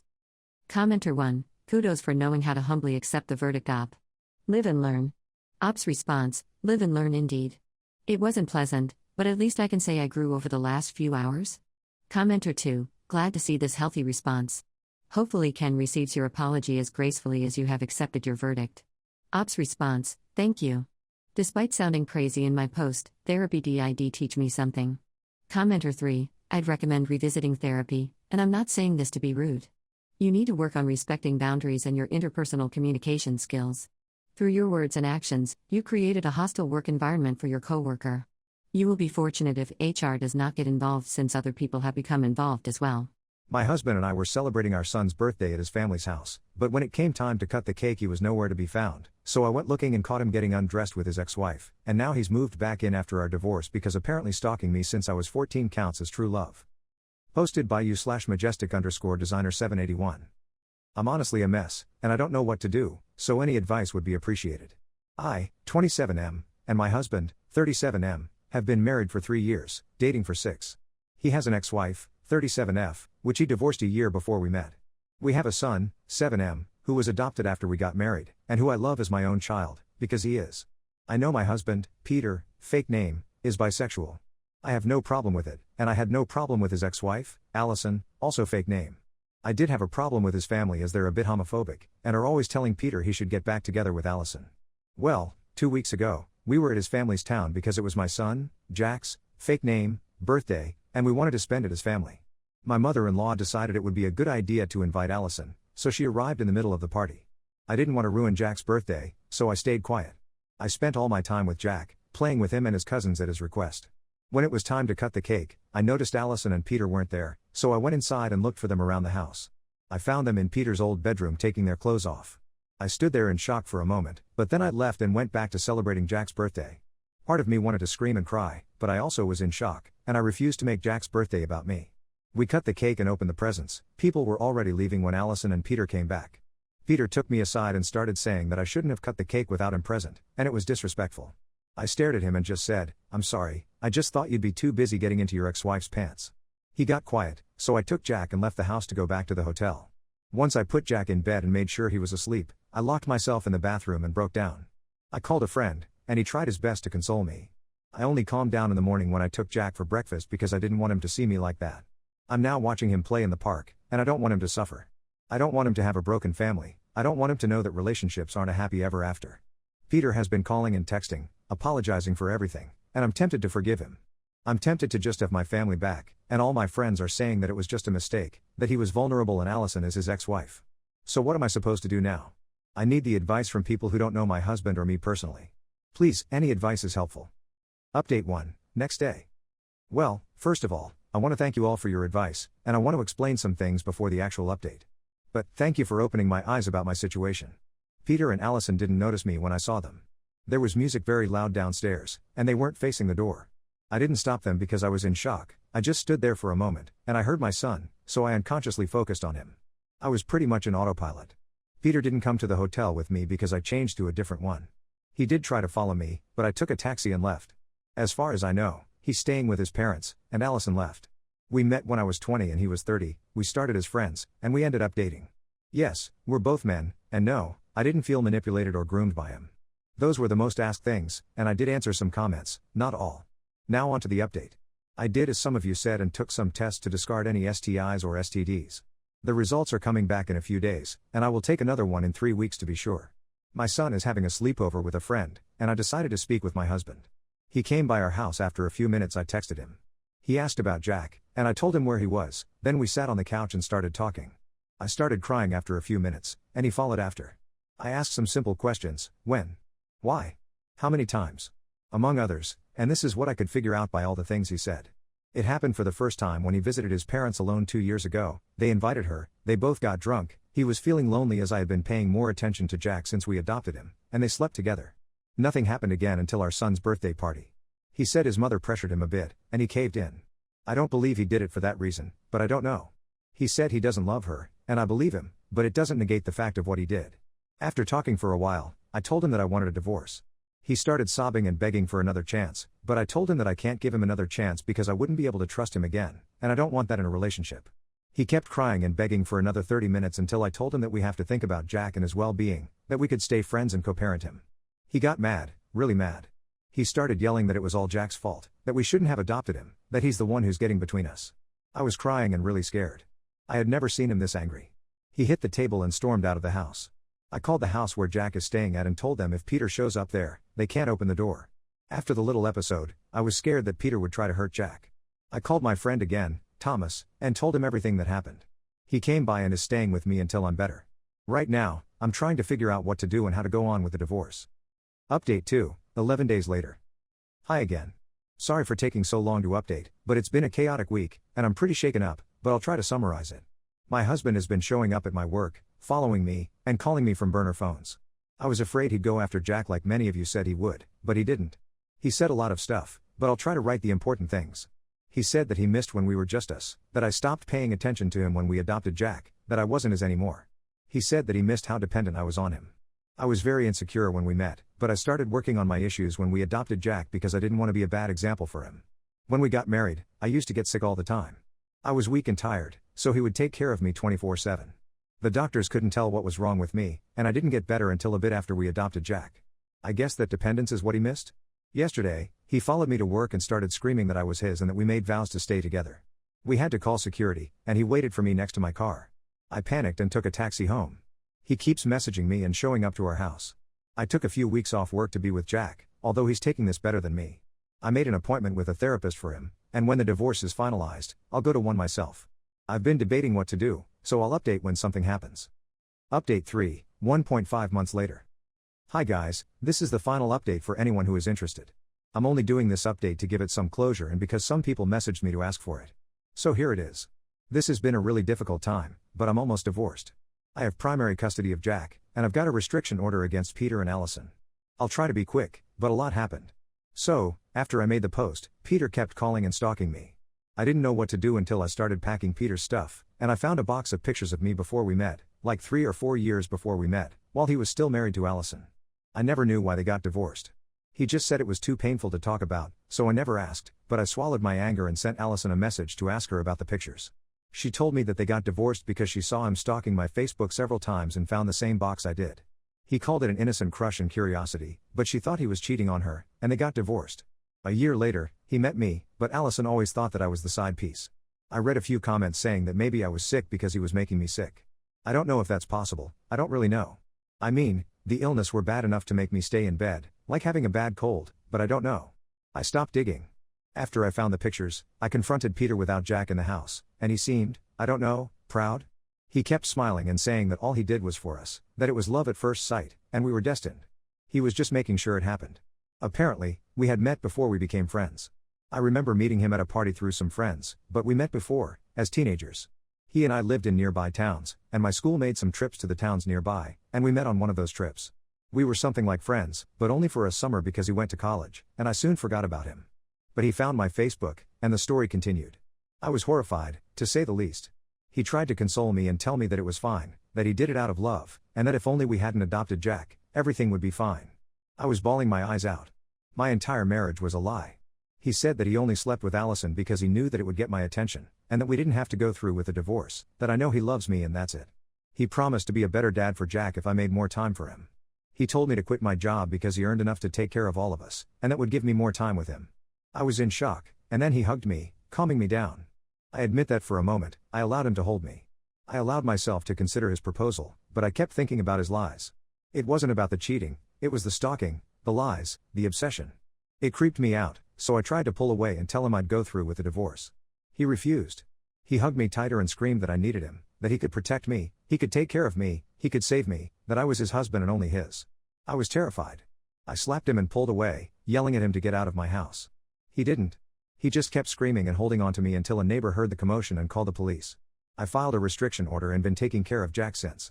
During the divorce proceedings, Peter asked for 50-50 custody, which surprised me because in all this time, he hasn't cared about seeing Jack. But I later found out that it was only because he would get to see me and talk to me regularly. He's been contesting every single thing about the divorce, trying to make it last longer than it has, and it's been working. He offered to give me child support even though we have 50-50 custody. He allowed me to keep the house and other stuff. So, that's what's been going on in my life. The only happy thing that happened was Halloween. Jack insisted on dressing up as Spider-Man and me dressing up as Tony Stark, so we did, and I took him trick-or-treating. It was the most adorable sight ever, and I knew I made the right choice with him and Peter. I'm sorry for such a long post, but this will probably be the last update. Thank you so much for the advice and for hearing me rant. Update 4, 5.5 months later. I know I said that my last update would be the final, but I'm so very confused right now. So, we're finishing with the divorce proceedings, but Peter's attitude is given a 180 degrees, and I don't know if I'm crazy or what. The last time I posted here, Peter was basically saying that our son was the reason for our divorce and only wanted custody of him to see me. Well, now he's being father of the year. A friend of mine, Dean, fake name, is handling the drops and pickups of Jack so that I don't see Peter. At first he was mad and called me because he thought he and I were dating, then he didn't care. Now, I thought that he would treat Jack badly, and I kept a very close eye on him, asked him questions about his father, how everything was going, etc. Jack told me that he's been acting like the perfect dad. He's nice, he plays with him, helps him, and is completely different from before. I have talked to Peter, and he told me he was going to therapy, which I'm happy for. He has messaged me, apologized, and told me that we should try couples therapy. I declined, and he hasn't asked again, but he wants us to meet up at his house tomorrow to discuss everything that happened. He said it was part of his therapy. I haven't gone to therapy. I can't afford it right now, but Jack is. I can't say I don't miss Peter because he was a great partner and husband before everything went down, but I don't trust him after all that happened. So, I don't know what to say to him tomorrow or how to express how I feel about it. Is it wrong to miss him? I mean, this whole thing happened because he slept with someone else, and I know that he hasn't seen Allison and won't be seeing her again because she's also done. Should I just move past it? Jack is also saying that he misses the three of us together. He's cried to me about it more times than I can count and asks why I can't forgive his dad. What the heck am I supposed to do? To feel? It's a short update. I guess that I'm just trying to vent without judgment from the people I know and give an update to those who asked it. Thanks again for all the support I received in my other posts. Update 5, 9 days later. Okay, I'm going to clear up a few things before I give you the actual update. I don't answer comments. I prefer to answer every question here instead of answering the same question separately. I should have explained it better, but my restriction order was a temporal one, only for 30 days. Peter was a very good husband. I read that he was abusive all throughout our relationship, he wasn't.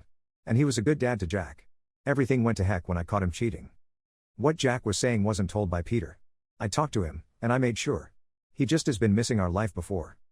Peter would never touch Jack like some of you suggested. My case may make it seem like he could, but he never even touched me or groomed me.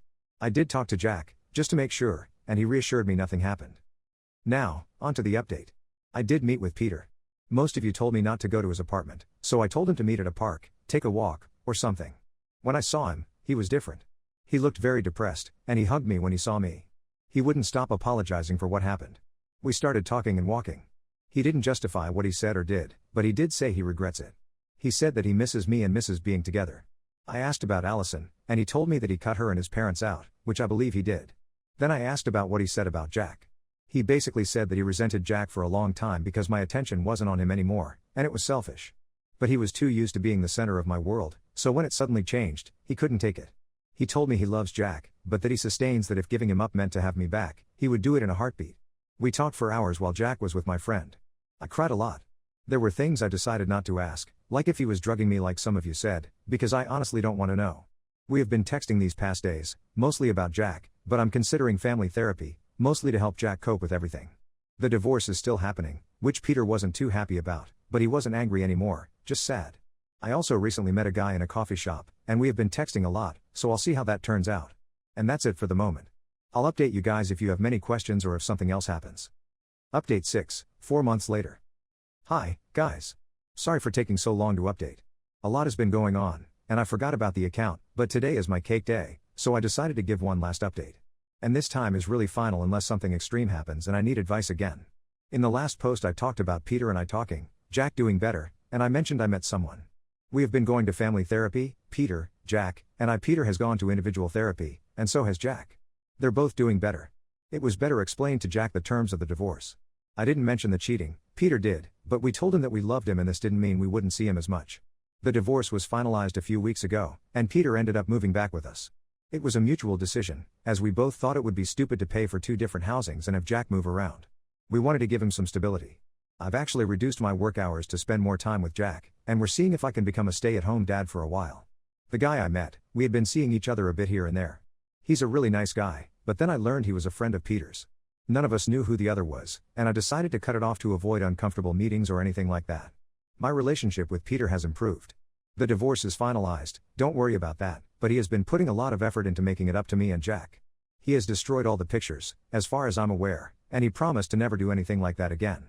I believe him. People may call me naive for that, but he seems sincere. One of the questions I was asked the most after one of my updates is why I'd been so insecure and vulnerable at the start of our relationship that I ended up dating a man so much older than me. Well, I don't have a good relationship with family since I came out, and I have very to almost no friends. So when I met Peter, I fell in love almost instantly. He's charming and nice and sweet. I was just smitten. So that's the update. I don't know if this is good or bad or whatever. I'll answer questions in the comments this time because, like I said, I won't make an update, and I don't want people to stay worried or misinterpret things. Thank you a lot for the support and advice. Relevant comments. Commenter 1. How did you meet on a school trip as teenagers when your husband is 10 years older than you? If it was the summer before he left for college, weren't you 8 years old? Op's response. No, he was already in college, he just left again. He was spending the summer at his hometown, sorry for not explaining better. Op clarifies on how Peter had the pictures before he left for college. Op's response. He had pictures from before I thought we met when I was 20. And he was already in college, he was just spending the summer in his hometown. We met in the summer when I was about 14. I'm sorry for the messy writing, English isn't my first language. My sister was totally fine with me calling her daughter my little devil nickname for years, but when her kids started loving it more than her real name, suddenly I'm corrupting her soul with satanic vibes, and now she's picking fights over everything because she can't handle her daughter loving other people. Posted by you/mad about nickname. Let me say from the beginning that I do not think I, 30F, have a right to tell my sister, 38F, how to parent. If she wants her kid, 7F, to be called name A instead of name B, that's her decision, not mine. However, this situation is a little odd, and I'm not sure how to feel or how to proceed. I feel I should point out that I love my sister, but she is a narcissist. It was terrible to grow up with her, and she made our lives difficult until she finished college and moved out. Our family is well aware that she originally had a child to snag her husband, who is very passive and codependent, and to get attention. Although she definitely loves her daughter, Jordan, and takes decent care of her, my sister is not an empathetic person and isn't the most attentive mom, so her daughter has become attached to a few other people in the family. That seems to be how Jordan's emotional needs are met. For some reason, kids like me, and she has gotten very attached to me in particular. My mom says it's because I do things for her parents don't usually do, like read to her and let her play with my makeup. Now, when Jordan was a baby, she could be very mischievous and goofy, so I would sometimes say, "Aren't you just a little Beelzebub?" At no point did this offend my sister or brother-in-law, even when my sister asked what Beelzebub meant and I told her. When Jordan began talking, she'd repeat the word back as Beezy, and it stuck. From then on, she was my Beezy. Beezy Boo. Beezy Wheezy has a sneezy, all of the ridiculous stuff you say to toddlers. Then Jordan got a little older and went to kindergarten, and she started telling people to call her Beezy instead of Jordan. Again, nobody in the family had a problem with this. The teachers and other students all called her Beezy without issue. Jordan is finishing first grade, and we were having a little party to celebrate the summer last week. At the party, Jordan asked if she could put on some lip gloss, and I said, "Go ask your mom, Beezy." My sister suddenly snapped and started yelling at me to stop calling her daughter that ridiculous name, because I was calling her the devil and all of the other kids made fun of her for it. Jordan got mad and said she didn't want to be called Jordan, she hated that name, and my sister told her that was her name and that was what she was going to be called. Nobody in immediate earshot knew what to do then, so we all kind of sat around uncomfortably and ate our food. I later asked my sister why she didn't want me using a nickname for her daughter, especially since her daughter liked it a lot and felt it suited her. She came up with two excuses that I think are complete nonsense. It comes from Beelzebub, which means the devil. I would get this if my sister was really religious, but she's what I call conveniently religious. She doesn't go to church, has never read the Bible, and knows next to nothing about the religion. She just mentions God and Jesus whenever it's convenient for her, especially if she's trying to shame somebody. For instance, we had a fight about something completely unrelated, and suddenly I'm a terrible atheist who needs to find Jesus because I believe in evolution. My sister had zero problems with this nickname until this moment. Also, she is now claiming she named Jordan for the River Jordan, but that's a complete lie. She got the name out of a book of baby names that just listed names by letter. Honestly, the only Bible stories she really knows are Noah's Ark, Exodus, and the virgin birth, the rest is just her parroting what other people say. The other kids are making fun of her for the stupid name. I know this isn't true because I work at the school my niece attends. We live in a diverse area, so the kids have names from a huge range of cultures and languages, and nobody bats an eye at Beezy. The teachers and other students have called her Beezy for 2 years now without issue. She is very popular at her school, too, and gets along well with a lot of the other children. Really, I'm just not sure what to do or what to make of this. I can't force my niece to use her birth name, can I? And I get the feeling this isn't about the name, but is more about my sister's possessiveness and jealousy. Update 1 day later. First, I want to thank everybody for their suggestions and opinions in my original post. They really helped me tangle with some difficult issues that had been on my mind for a week. Second, I feel the need to direct attention to this comment thread. I didn't go too into detail about my sister's narcissism and how she tends to behave around Jordan because I didn't want to make the post too long. I should have been more clear. And somebody asked where Jordan's father is. He works night shift 6 days a week, so he makes my niece dinner before he goes to work, then packs her lunch and sends her off to school in the morning when he gets home. They go to church with his family once or twice a month and they like to garden together. I don't talk to him a lot because he's usually sleeping during the day and I don't go to their house very much. This update is going to need some backstory that I should make clear from the start for a change. Jordan's father is black, and his family is very religious and very into representing their culture and heritage. The church does a lot of spirituals, and his family likes singing them at home, too. Jordan loves them. Her favorite is Go Down Moses. She also likes a lot of songs from old musicals we watched together, like Porgy and Bess and Showboat, that reference the struggles of slavery. When she was about 4 or 5, my sister realized she loved those songs and would always sing them, and she tried telling her husband that Jordan was not allowed to listen to that type of music, or watch movies about slavery or read books about it, because my sister wasn't raised that way. My brother-in-law is usually really passive, but this was one moment where he stood up to my sister and told her that their daughter is half black and can trace her heritage back to the plantations, so ignoring her heritage wasn't going to happen. My sister will regularly pick this fight with her husband when Jordan starts liking something from African American culture that my sister doesn't like. But if it's something my sister does like a Beyoncé song, no complaints.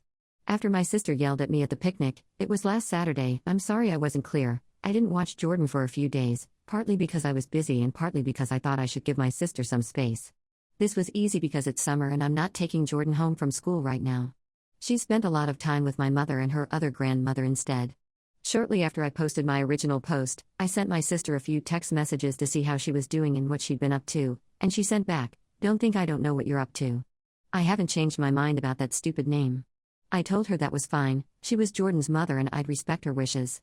She sent another message saying, "Her name is Jordan, nothing else, because that's what I named her." That text becomes relevant later. Her other grandmother actually dropped Jordan off at my house this morning, and she said something like, "Hey, Beezy, tell your aunt all about the bugs you found." I was so shocked to hear that name after it had been supposedly banned. My niece told me all about the grasshoppers she'd caught and everything, and then she ran to the back bedroom to get something. I asked her grandmother if my sister had spoken to her about her nickname and reminded her about the picnic, and she was like, "Oh, she was serious about that? That doesn't make sense, we've been calling her Beezy all week, right in front of her mom, too." I asked her what my sister had been calling her, and she gave me a weird look and said, "Beezy and JP, like usual." Why? Before she left, my sister's mother-in-law mentioned that my sister had yelled at her this past week, too. Apparently, Mill and Jordan had been watching TV at my sister's house, and a black woman with cornrows came on screen.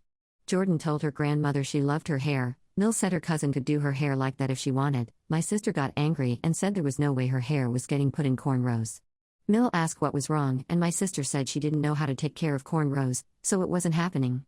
Mill told her son, my sister's husband, used to have cornrows and knew all about them, and she could teach my sister about how to take care of them. Then my sister said, "Well, I don't like how they look." Jordan said, "Aunt Bibi has hair like that and she looks really pretty. Don't you think I'd look pretty?"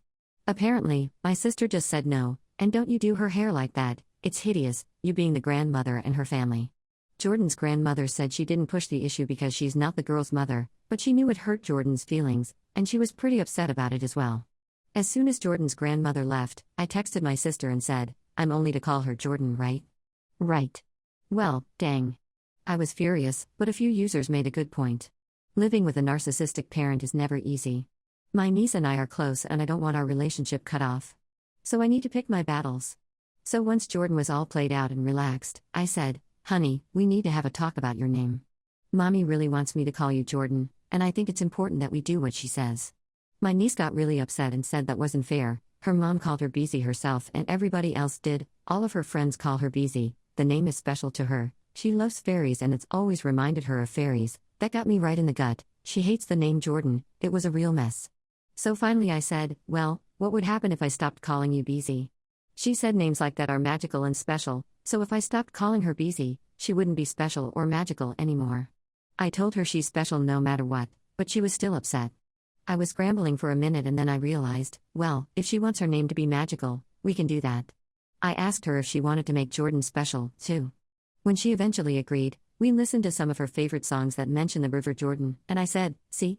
Jordan is really special in these songs." That did the trick. She was thrilled. I think I heard Old Man River a dozen times, but it was worth it. Victory. I figured we were all done with this. I could safely call her Jordan, the battle was avoided, so on and so on. Of course not. An hour ago I got a visit from a very angry sister.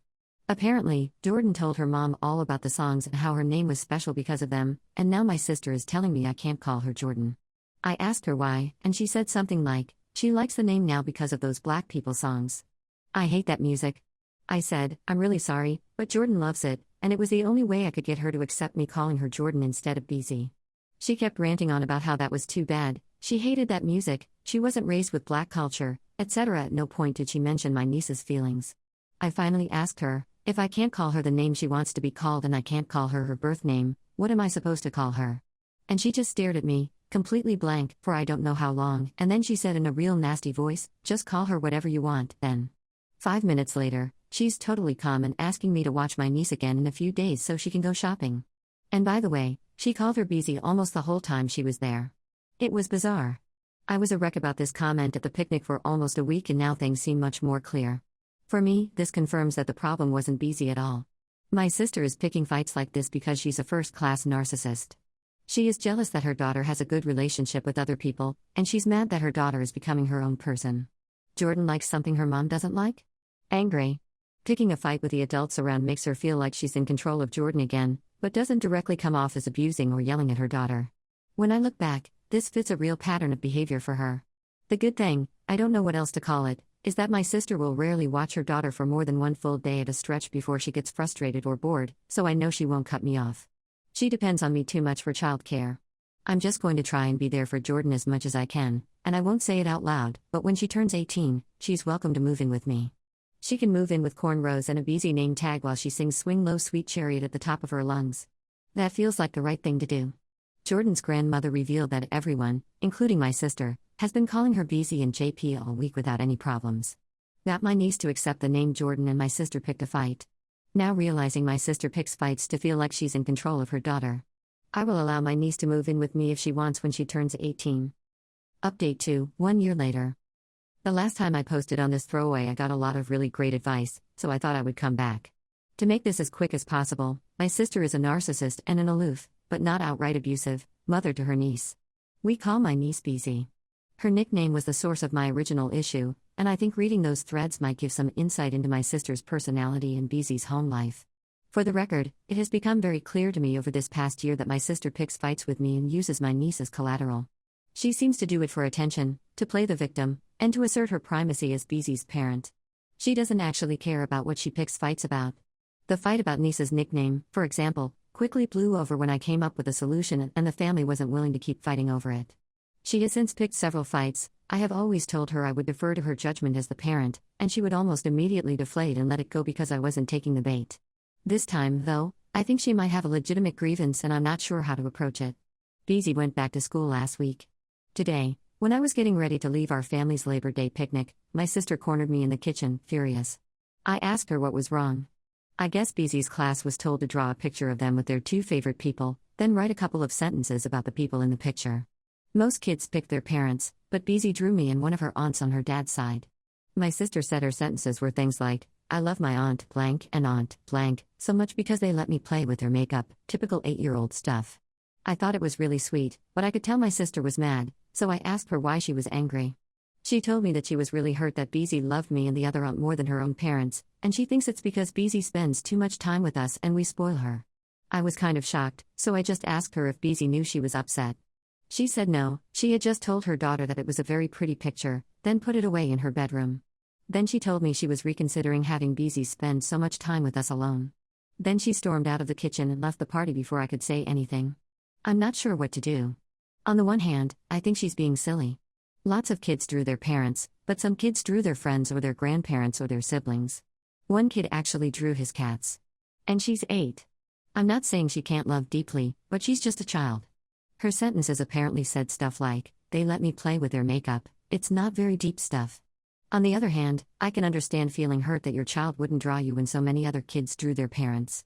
And she at least held it together when my niece brought the picture home and showed it to her. She's a difficult person and not the best parent, but I can kind of see why she'd be hurt. I'm part terrified she'll never let me spend time with my niece now, part sure she won't do it because she needs my babysitting services too much to cut me out. I'm not sure what to do. My niece had to draw a picture of her favorite people, and she picked me and another aunt instead of her parents. My sister is a narcissist and not the most loving parent, and she likes to pick fights, but I think she might have a legitimate grievance here and I'm not sure how to proceed. My mom got obsessed with some guy from another island she met on Twitter, had an emotional affair while telling him she loved him, then threatened to falsely accuse my dad of abuse when he wouldn't pay her internet bill, so now I'm wondering if blood really is thicker than water. Posted by you/Markababius. First of all, I want to clarify that English is not my first language, so sorry in advance if there are any mistakes. I, 16M, have always been, or at least was, very close to my mother, 50F. I always knew that if I needed help, she would be there for me, regardless of what it was. My dad, 52M, on the other hand, though we loved each other, and still do, wasn't as involved in my personal life as much, usually having to know how I was feeling through my mom. This, however, changed some months ago. Around January, my mom started to obsess with politics and Twitter, not US politics, as I don't live there, spending more and more time on the site arguing with strangers and being on the phone with some of the friends she made there. As time went on, she slowly started to isolate herself from her family and friends, closing herself in her room, barely speaking with my dad and I. The relationship between my parents hasn't been the best for the last 3 years, because of different reasons. They became distant and rarely talked. At times it seemed as if they were just roommates sharing a house and talking only when it was necessary. Between her and I though, there have never been any problems, some occasional arguing sure, but nothing serious, so it really hurt to see how she pushed me out of her life. This went on for some months, until recently, about a month ago, by accident, I heard how she told one of her friends things like "I love you honey and I don't know what I would do without you." I exploded. I screamed at her, without insulting or being threatening. That said, I'm not proud of what I did and have already apologized for losing my temper, and started to cry. I felt betrayed, and felt horrible for my dad, though in the end he didn't take it too badly since he kind of expected it. She kept telling me how this guy gave her the attention that she lacked at home, and how it wasn't cheating because they didn't have intimate relations. It would have been pretty difficult since the guy literally lives in another island. I won't say where I'm from but know that most of the country is in Europe, but it owns a bunch of islands in the Atlantic. I told her that her excuses were stupid and to stop trying to justify her actions, and then my father came home. He found me almost having an anxiety attack, and after calming a bit, told him everything. To sum up, they agreed to a friendly divorce and everything was as fine as it could be. Or at least it was until a week ago, when because of a stupid thing, she wanted him to pay for the internet in the house, even if he didn't live there. My mother started to scream at my dad, telling him that she was fed up, that he always did the same and that he was manipulating me to hate her, when in fact, it was quite the opposite. She said some really awful things, threatened to falsely accuse him of domestic abuse, go to court to get my full custody and even pushed me because I was supposedly about to hit her, even though I would never dare to even think to hurt her. After a lot of screaming, I had a full-on anxiety attack. I started wailing while she just kept telling me, "Look what your father is doing to you. If he just paid, none of this would have even happened, and if you love him so much, leave with him, but in the end you will understand that I'm right." Needless to say, I was a mess. I had never seen her act in such a way, and it hurt me a lot. We called my grandma and she asked me to give her a hug before going to sleep, even if what she said was that bad, and so I did, not because I wanted to forgive her, but because my grandma would calm a bit. But to add insult to injury, before even apologizing, which she didn't do at that moment, one of the first things she said was that I should stop insulting the guy she found on Twitter because he respects me and my father a lot, to which I said whatever, but again, it hurt that, even after all the things that happened that day, the first thing she could think of was that I insulted her boyfriend, to whom I think owe no respect. Someone trying to date a married person, because he knew she was married, doesn't deserve to be treated with respect if you ask me. And here I am, a week after this incident and still a mess. She has apologized for most of what she said, and has started to be really affectionate, giving me hugs and trying to talk to me more often, but I just can't see her in the same way as before, and she isn't even trying to change her behavior that much. She still spends way too much time on Twitter, and I don't know what to do. I don't think I want to cut her off, but every time I see her, I get in a bad mood and just want to go outside to take a walk or meet up with my friends so that I can relax and think about other stuff. So what should I do? My dad and the rest of my family are encouraging me to value her efforts to recover our old relationship, but I don't know if I will be able to, or at least if I even want to leave this behind. Relevant comments. Commenter 1, if it were me, I'd try to live with your dad. Even if you're not as close, I'd say he comes off fairly well in this story. Ops response, I didn't make it clear in the post but now my dad and I are really close. When I began to feel sidelined, he was there to help me and I value that a lot. Commenter 2, be careful with how she tries to rebuild the relationship. She's obviously very manipulative and willing to lie to hurt others when she doesn't get her way. She may be blanketing you in affection to try and make you feel guilty and come to her side and poison you towards your dad. If her affection is like this, it will be gone the next time you stand up for yourself or your dad. When that happens, remember that family is about helping when it's hard, not giving love when it's easy. Typically, the parent who deals with the divorce more responsibly and amicably is going to be the parent that you should look to for guidance, and that does not seem to be her. Ops response, I wouldn't say manipulate, but she's trying to play the let's leave everything behind card, which I'm not buying. Op responds to a comment about guilt tripping. Ops response, thank you for the advice, and I'm sorry to hear what you went through. My mom is kinda doing the same in some aspects. She has tried to guilt trip me, telling me how she had to leave her job and her friends to take care of me. I was a very sickly child and had to go regularly to the hospital because of it. But it makes no sense because it hasn't been like that for the last 8 years, and has also talked badly about my dad and his, well, it's mine too, family, who she hates while also saying how she loves him but just not in a romantic way. Commenter 3, you don't have to save this. As much as it sucks, our parents are just people. They are stupid and make mistakes and have crazy thoughts and make bad decisions. They are absolutely no different than any of our friends. At 16, you are very nearly as mature as many parents no matter what their age. You have values and knowledge of right and wrong. So yes, you can absolutely choose to judge what your parents do, and you can absolutely choose to not forgive them at any time. Before you choose to do this, try to look at your mother and your parents as an outsider, not as their child. Your mother has had an emotional affair. And some people see that as cheating and some just see it as a horrible warning. Your parents have decided to divorce for this, you cannot fix it or go back. You will have to decide how to go forward, but their relationship is their problem, just as it would be for your friends. You are going to have to get through this and somehow live with it. At 16 you still have to have parents. Try not to take this on as your problem. Look at her as a troubled person that has made bad decisions. You don't have to like those decisions or forgive them, but you cannot let them affect your every moment. Ops response, I have learnt that the hard way. Since the moment I discovered that things between them were going south, I tried to act as a mediator between the two, which only hurt me in the long run because, I was like 13 at the time. And a kid shouldn't have to worry about these things, but still I chose to, despite my dad telling me not to. Op responds to a longer comment about boundaries when it comes to his parents' relationship. It was usually my mother who told me what was going on. My dad tried to not get me involved, usually telling me to not worry, that this is not something I should be worrying about at this age, and asking my mom to stop telling me about this kind of things, that they are adults and I was, a kid, so it was them who should figure things out. I won't lie though, and whenever the chance presented itself, I would snoop around and try to hear what they were saying, even if it was none of my business. Now I understand that it was wrong, but at the time I just couldn't stop myself from doing it. And I hope that my dad isn't crazy. From what I've seen, it doesn't seem likely. He always acts calmly and in an objective, responsible way, but you never know. Update, 6 years later. So, hi. I posted here nearly 6 years ago about how strained my relationship with my mother had become after she closed herself off from both me and my father because of her obsession with politics. Again, not gonna get into it. A lot of stuff has happened since then, so I figured I could make an update. I debated for a while if I should even make this update since, after all, it's been half a decade since I made the original post and it didn't even get that much attention. In the end though, I think it will give me a bit of closure which has been difficult to find otherwise. Oh, and again, English is not my first language, sorry for any mistakes. For starters, I ended up moving out permanently from my mother's house not long after I posted. We had a couple big arguments about her behavior in which she kept insisting that she had done nothing wrong and I should not be upset at her. I tried using some of the recommendations I got from people here, some of which were questionable, to say the least, such as setting some clear boundaries with her, but nothing really worked.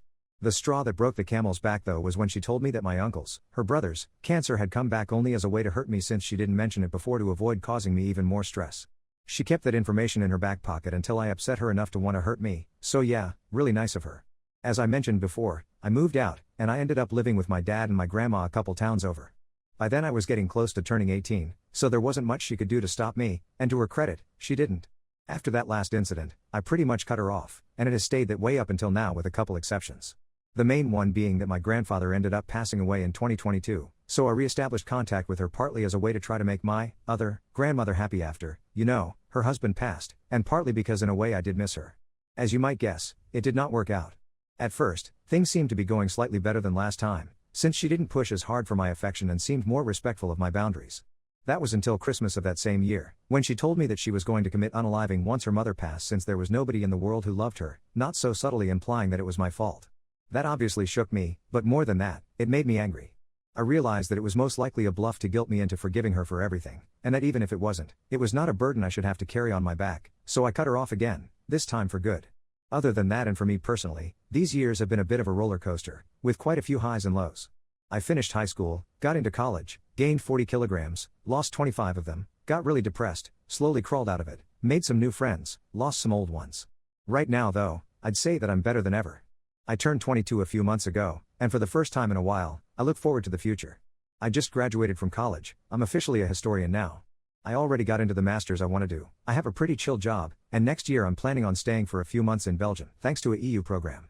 Things are not perfect, of course, but I have a strong support system which has helped me not completely fall apart these last few years. My dad in particular has been my rock all this time and our bond is stronger than ever. Even though him and I are very different, and he didn't always know how to help me, he really gave it his all and I couldn't be more thankful. So yeah, these, almost, 6 years have not been easy, but I feel like I have come out on the other side happier and stronger. Thanks again to the people who gave advice last time, and have a good one. Relevant comments. Commenter 1, I'm glad to hear you're doing, relatively, well, and congratulations on the college graduation and master's admission. You may want to check out our /raised by narcissists for more support. Even if your mother isn't diagnosed narcissist, we help people with lots of situations of self-centered parents who don't support or even undermine their children, whether minors or adult children. Ops response, thank you. And I have already lurked there from time to time, but I always felt that my experience was somewhat different from what people usually post there. I don't really know how to put it into words, but I have always felt that the awful things that my mom said to me did not come from a person who thought she was the center of the world, but rather someone who was fundamentally broken, and who instead of seeking help and trying to improve would rather lash out and hurt those around her once they eventually got fed up with her antics.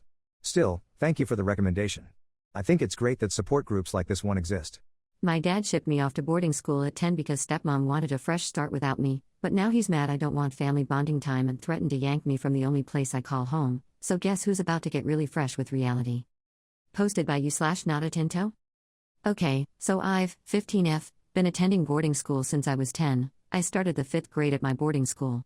The reason why I started going so early is that my dad remarried, my mother unalived herself when I was a baby, to my stepmom when I was 9. When she got pregnant with my brother, she insisted that I be sent to boarding school so that they could start afresh. I use quotes because I used to hear them talking about it when I still lived there. I actually heard the discussions they'd have at night about it when they thought I was sleeping. She said a lot of hurtful things then, about me potentially being like my mother and potentially being a bad influence on their future children, but I guess she convinced him because he gave in, and they sent me away. So I went to boarding school. They had my brother and then my sister, and I only see them in the summers and some holidays. In fact, a lot of holidays I spend with my friends' families, which my father has always signed off on. This especially confuses me considering his change of heart this summer. I mean, I've spent the last 4 Thanksgiving holidays in other people's houses without comment. At first, I was extremely depressed. I was really attached to my father as a kid, and it took me a long time to deal with being sent away, especially when my siblings were born. I felt a lot of betrayal and resentment. But then I grew to deal with it. What really helped, and still helps, is that I have a wonderful group of friends at school, and the adults there are really supportive there. My closest 2 friends have been there since I've been there. I feel like they're my family. Also, a lot of the kids I go to school with deal with what I'm dealing with in some form or the other, and this has given me a lot of perspective. Additionally, and I am really grateful for this and understand that in a lot of ways I've been given an amazing opportunity and have nothing to complain about in this respect, I go to a really nice school. I love the grounds, I love my classes, I love the extracurriculars, I love my teachers, and I love my friends. The picture people paint of boarding school isn't the one that I experience. It's pretty easy for me to say that I prefer being at school 100 times more than I prefer being at my father and stepmom's home. When I'm in their home, I feel like an outsider. They do their thing, and I do mine. It's especially awful though because I still get the sense that my stepmother doesn't want me around when I'm here. She barely acknowledges me, and I know she influences my brother and sister not to interact with me. I know because I took them to a theme park 2 weeks back, and they told me this after a full day of having fun with each other. So, and as much as I appreciate that I get to have the experiences I do at school, I can't seem to distance myself from my distaste of my father and stepmom. So, in order to avoid being disrespectful or coming off as rude, I just try to minimize the time I spend with them when I'm in their home for the summer. I don't have any friends here, so this means I go on hikes, go on runs, go to the movies, whatever I can to just be active or out and about without getting into trouble. Which brings me to the problem. My father kind of blindsided me yesterday. He sat down with me while I was eating breakfast, which never happens, before going on a hike, and he told me he's concerned that I haven't wanted to spend time with the family. I was confused because I haven't ever perceived this need from him, nor any space for it. He works all year round and all day. My stepmother is always ferrying my brother and sister to something or off with her friends. I just didn't even think that they wanted that. He then said that he wants to keep me here for my final 2 years of high school and enroll me in the nearby private school so that I can be with the family. And I just panicked. I get stellar grades, and I'm doing well at school. Every report he's gotten has been good. I expressed this to him, but I was so distraught at the idea of not going back that he insisted my distress was an indication of how unattached from the family I was. I know I could have handled it better, but I blew up at him after he said this. I told him he was the reason I wasn't attached to family, and that removing me from school would only remove me from the one place I had any real family. This really made him angry, and he left saying he was resolved to remove me. I don't know what to do. How can I convince him to let me go back? I feel like I'm a kid again. It's the same feeling all over again, and I'm so angry. Relevant comments. Commenter 1. I suspect that once your stepmother learns what your father has said that she will convince him to change his mind. Commenter 2. The stepmother might actually be a good last resort strategy here. If you try the letter writing or having a friend's parent or a teacher talk to your father and he doesn't change his mind, then you've got nothing to lose in trying to enlist your stepmother to convince him. For her own selfish reasons, it sounds like she would agree you should go back to this school, and she is probably the person most likely to influence your father. Op's response: oh God, I really hope so. Spla, you need to be honest with him. He'll be shocked and deny it, but if you're honest, he'll understand. You need to tell him you heard when you were 10 the reason you were shipped to boarding school is so that his family could start afresh. At the time, you resented it, being displaced, but you found what you were missing at home: acceptance. You are now thriving at school with friends who willingly and wantingly have you over for Thanksgiving. You don't feel the same at his house. You feel like an intruder, not a true member of the family. Even your brother and sister admitted that your stepmother instructed them to treat you this way. Then you drop the truth bombshell: you will always resent him for picking his new family over you, but you will resent him even more if he displaces you from the only place where you felt welcome. This conversation will not be easy, so feel free to write it as a letter instead. You are 15, you don't get to call the shots, but you're old enough to demand your opinions be heard. Your father is an absentee parent, he needs to learn the truth. Op's response: I really like the idea of writing a letter. I'm going to clear my head and get started on writing it so I can deliver it to him as soon as possible. I really appreciate this feedback. Thanks. When asked if the reason the father wants Op closer to home in a local school is for financial reasons, I'm not sure. It doesn't appear as if there are money problems. I know that my tuition is very expensive, but based off the family's lifestyle, it seems like nothing. I don't know if I'm being naive with this assumption though. I don't want to be too detailed for the sake of anonymity, but I know he works in a field and for a company that makes what a lot of people consider problematic amounts of money. I don't know if anything has changed for him. It's just never a thing he's discussed with me, and I've never asked him about his money. Update 1, same day. I've been silent since the first few responses because I wanted to process all the suggestions coming my way. First, thank you so much for your concern and kindness. It really helped me sit down and think more calmly about this situation. Second, I decided to write an email to my father, in which I apologized for my outburst, expressed my understanding that we should develop a better relationship and my want for one as well. I don't know if I really want this, to be honest, but based on feedback, it seems smart to include this, and my belief that pulling me out of my school would not result in that goal.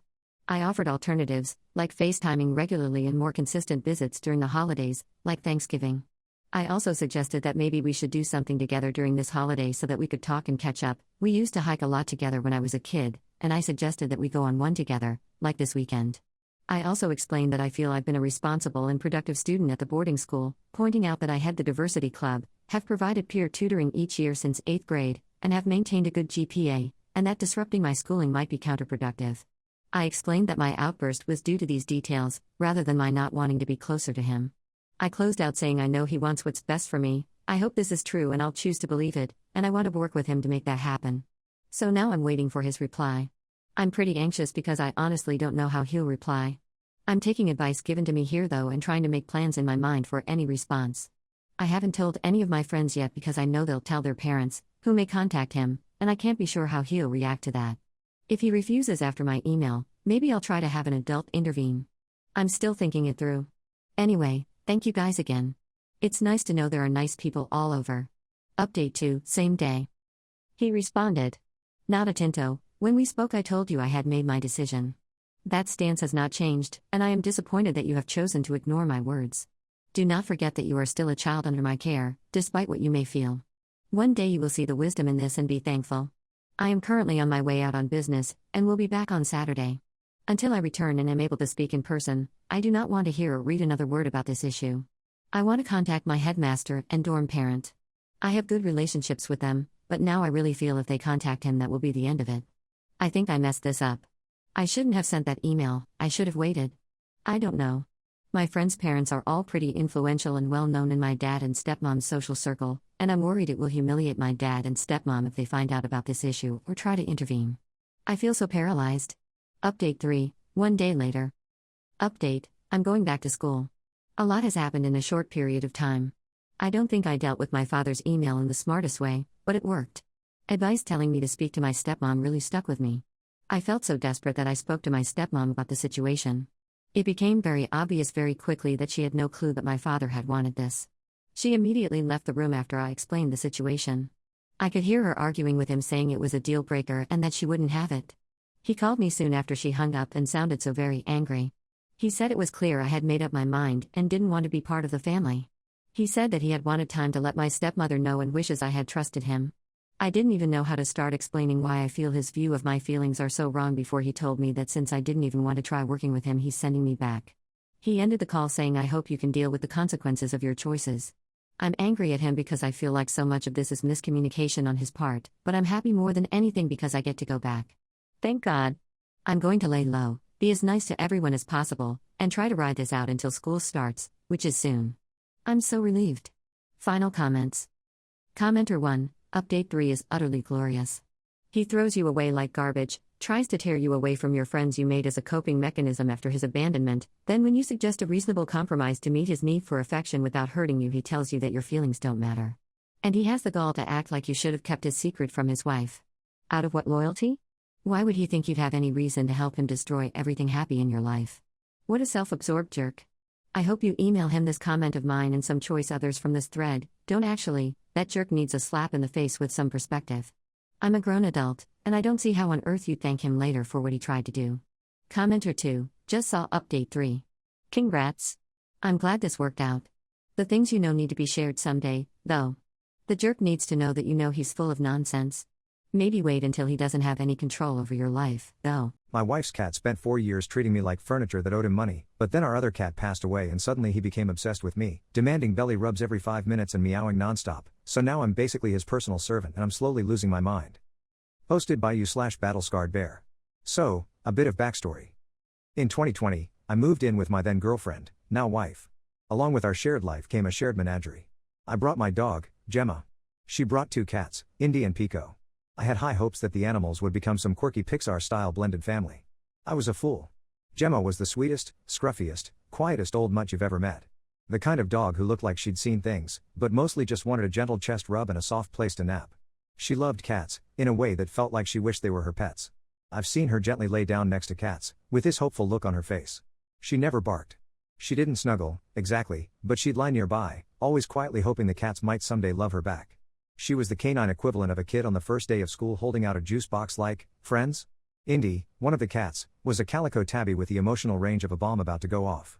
Chaos incarnate. She hated the move, hated Gemma, hated everything really, except for my wife and, somehow, eventually, me. For the first year I lived there, she refused to come down to the first floor. Eventually, she came around to me, but she never stopped treating Gemma like an unholy menace. Even once she started hanging out downstairs, she'd travel across furniture and windowsills like a tiny fluffy assassin avoiding pressure plates, just to avoid setting paw where Gemma might have breathed. Poor Gemma had to give up on her dream of having a cat buddy real fast after getting swatted, undeservedly, too many times. And then there was Pico. Pico is a large orange tabby with the emotional resilience of a wet loaf of bread. Anxious, clingy, and, this is important, he had absolutely no time for me. He was a sad fat boy who lived only for my wife. He didn't like me. He tolerated Gemma. He hated cuddles unless they came from his chosen human. If my wife closed her office door, he'd cry like the Romeo understudy in a high school drama class. He'd side-eye me like I was the guy she told him not to worry about. We had an understanding. I existed, and he pretended I didn't. So that was our house for years. Gemma trying to just exist peacefully with the dying hope the cats might one day accept her. Indy radiating murder vibes or snuggling my head with begrudging affection. Pico ignoring me with great enthusiasm. It was an uneasy truce, but it held. 2 years ago, Gemma passed, peacefully, at 16. We were gutted. A few months later, Indy, who had slowly warmed up to me over time, decided I was her person. She got clingy. She'd caterwaul when I left. Sleep on my chest, my head, my back. Wherever she could drape her angry little body. Full gremlin energy, but affectionate. Recently, Indy's health declined. She had a worsening heart murmur, and about a month ago, we made the difficult decision to let her go gently. She was 17. We were devastated all over again. And then, immediately after Indy's passing, like within a few days, something shifted. Pico changed. Suddenly, the cat who had ignored me for 4 years became obsessed with me. He sleeps with me at night now. Rolls over for belly rubs like I'm some kind of feline massage therapist. He insists on being in my office all day. If I go back to bed, he climbs in and snuggles up like I'm the last patch of sunlight in the universe. He wants me to feed him now. And he'll ignore my wife, his actual person, to come bop my chair and demand attention. Then he purrs like a dying lawnmower and looks at me with the kind of absolute adoration usually reserved for cult leaders and those who open cans. We didn't change our routine. We didn't rearrange the house. My wife is still very much present and fully available for cuddles. But Pico is acting like I'm his long-lost soulmate, and he's making up for lost time. Which leaves both of us, me and my wife, completely baffled. I have several theories. Indy bullied him into keeping his distance, and now that she's gone, he's free to pursue this forbidden human romance. He's grieving, and somehow senses I'm grieving too.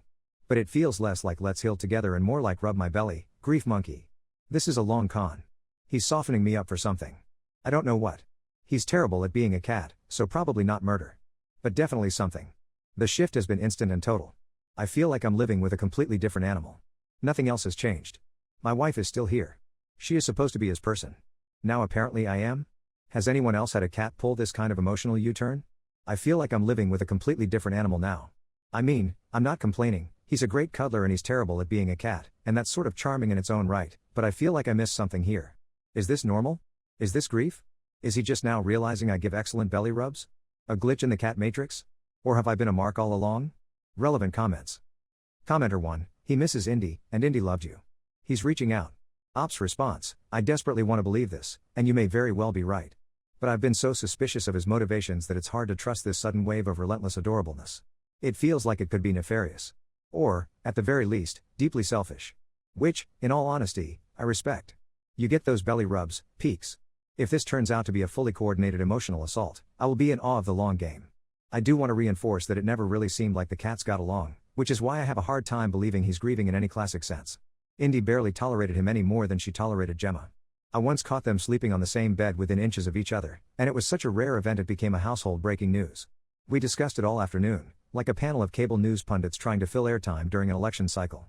To be fair, though, maybe Pico would have preferred a more peaceful, inner-loving household. I imagine he misses Indy in the way that the Stockholm hostages miss Jan Erik Olsen. Commenter 2, he's grieving and wants to make sure you are okay. Cats are odd like this. It's probably the new normal now. I don't think Indy was bullying him. It's more likely that he is missing Indy, and you remind him of her. Ops response, I can promise you, she most definitely was bullying. She bullied all of us. That was her love language. It was also her method of establishing her monarchy. She didn't gently coax me into cuddles. She would caterwaul and screech until I followed her to the chair or bed she had chosen for our shared comfort. She would occasionally go out of her way to surprise swat Gemma, just to remind her who ruled the realm. And if she realized Pico was even in staring distance, she would flip the entire heck out. Indy was absolutely a bully. But she was our bully. In all seriousness though, I do hope this is the new normal. Pico is very squishy, and I like giving him belly rubs. If he pulls this rug out from under me, I will be absolutely destroyed. Update, 5 weeks later. It has been over a month since I posted about this situation, and I can tell you, I am slowly going mad. Many of you responded to that post, alluding to some version of the theory that Indy, our cat who recently passed, had claimed me as hers, and that she had kept the other cat, Pico, from me. I have now come to believe this may be true, but not in the way you all thought. I think she was protecting me from him. One might even say she did it for his own good. He does not stop meowing. Am I exaggerating? Of course I am. He is not capable of uttering a constant, repeating, irritating meow every second, on the second, for all 86,400 seconds of the day. He is asleep approximately 16 to 18 hours of the day. He also spends 10 to 30 seconds per meal inhaling the variety of damp, brown, pâté-like meat pastes we drop onto his ornate, flower-shaped ceramic cat dish, multiple times a day. Meow. He is capable of keeping up that unrelenting pace of meowing for several consecutive minutes, sometimes as many as 15 of them, my personal best in resisting his unsiren-like call, bundled together into an episode of mind-eroding sonic torture. It is not loud. No, it is worse than loud. It is like a psychic lance to the skull.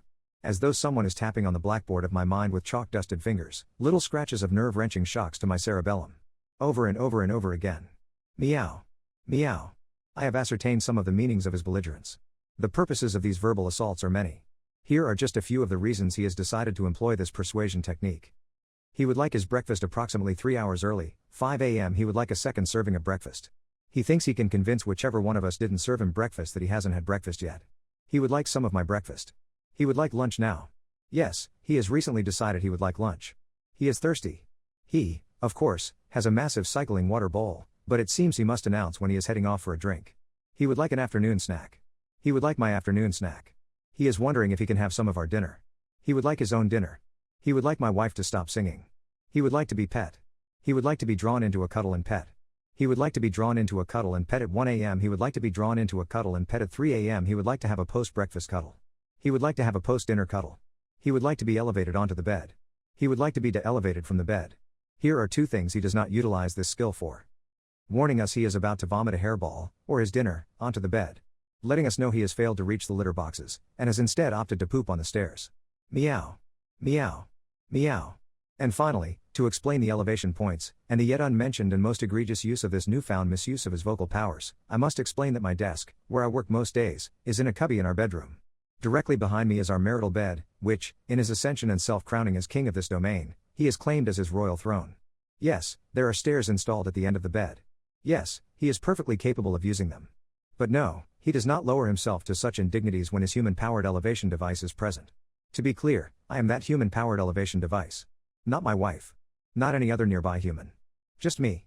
Meow. Meow. Meow. Meow. And this leads us to the newest, and most heart-melting, yet infuriating, implementation of his royal declarations, begging for my attention. Not just my attention, but a very specific form of attention that he bypasses my wife for entirely. She cannot perform this task, apparently. Only I can. Meow. Meow. Meow. Meow. Meow. This is entirely our fault.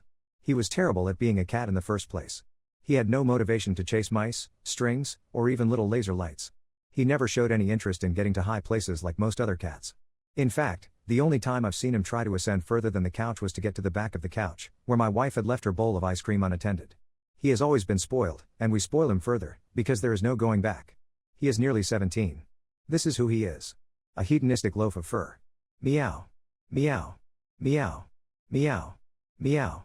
Meow. Even as I write this, he is pawing at the back of my chair, demanding that I perform my duty. That duty? Belly rubs. It's not just any old belly rubs. He likes when I grasp him firmly, but gently, press my head against him, and flop him down onto his side. A gesture that began out of pure frustration. After being interrupted for the 7th time in an hour, I pressed him to the bed and gave him a fury-fueled belly rub as recriminations for his bad behavior, only to have him start purring. Loudly. The same way he used to purr for my wife when she would relent and let him cuddle her in the wee hours. A purr I once interpreted as a petulant, performative, dramatic cat version of, "See, fat man? She loves me more." Meow. Meow. Meow. Meow. Meow. Meow. Meow. Now, weeks later, I must repeat this ritual several times a day. I am not allowed on the bed with him. I must remain seated in my chair, leaning over him so he can paw at my shirt or attempt to clean my face. He either wants to be fully on his back, clinging to my arm with his front paws, or slightly on his side, kneading the air like a baker of invisible biscuits. Is it cute? Of course. Is it annoying and inconvenient? Almost exclusively. When I am in meetings. Meow. When I am deep in a programming binge. Meow. When I am desperately trying to maintain focus on a passage of prose. Meow. When I am trying to watch course material for work. Meow. Meow. Meow. Meow. Meow. Meow. Meow. Meow. Meow. It is slowly eroding away at my tether. I can feel each utterance pierce into the meaty noodles of my gray matter, like an infestation of furry caterpillars crawling amongst my neurons. And yet, how can I be angry with him? How can I be annoyed? His aged purr muscles sputtering as I stroke his belly, sounding like an ancient lawn tractor lurching back to life, the engine struggling to turn over even with the choke fully pulled out. The kind of noise you hear before some grizzled old man in a plaid shirt with a yellowed mustache says you can't just cold start him, gotta warm him up first. Sometimes I try to re-establish my grasp of reality by engaging these mewlings in conversation. Meow. Sorry, I didn't catch that. Meow. No, it's not time for dinner yet, buddy. Meow. You wouldn't talk to your mother like that. Meow. It's not okay to use that kind of language in this house. Meow. Seriously, where did you learn that word? It wasn't from me. Is it working?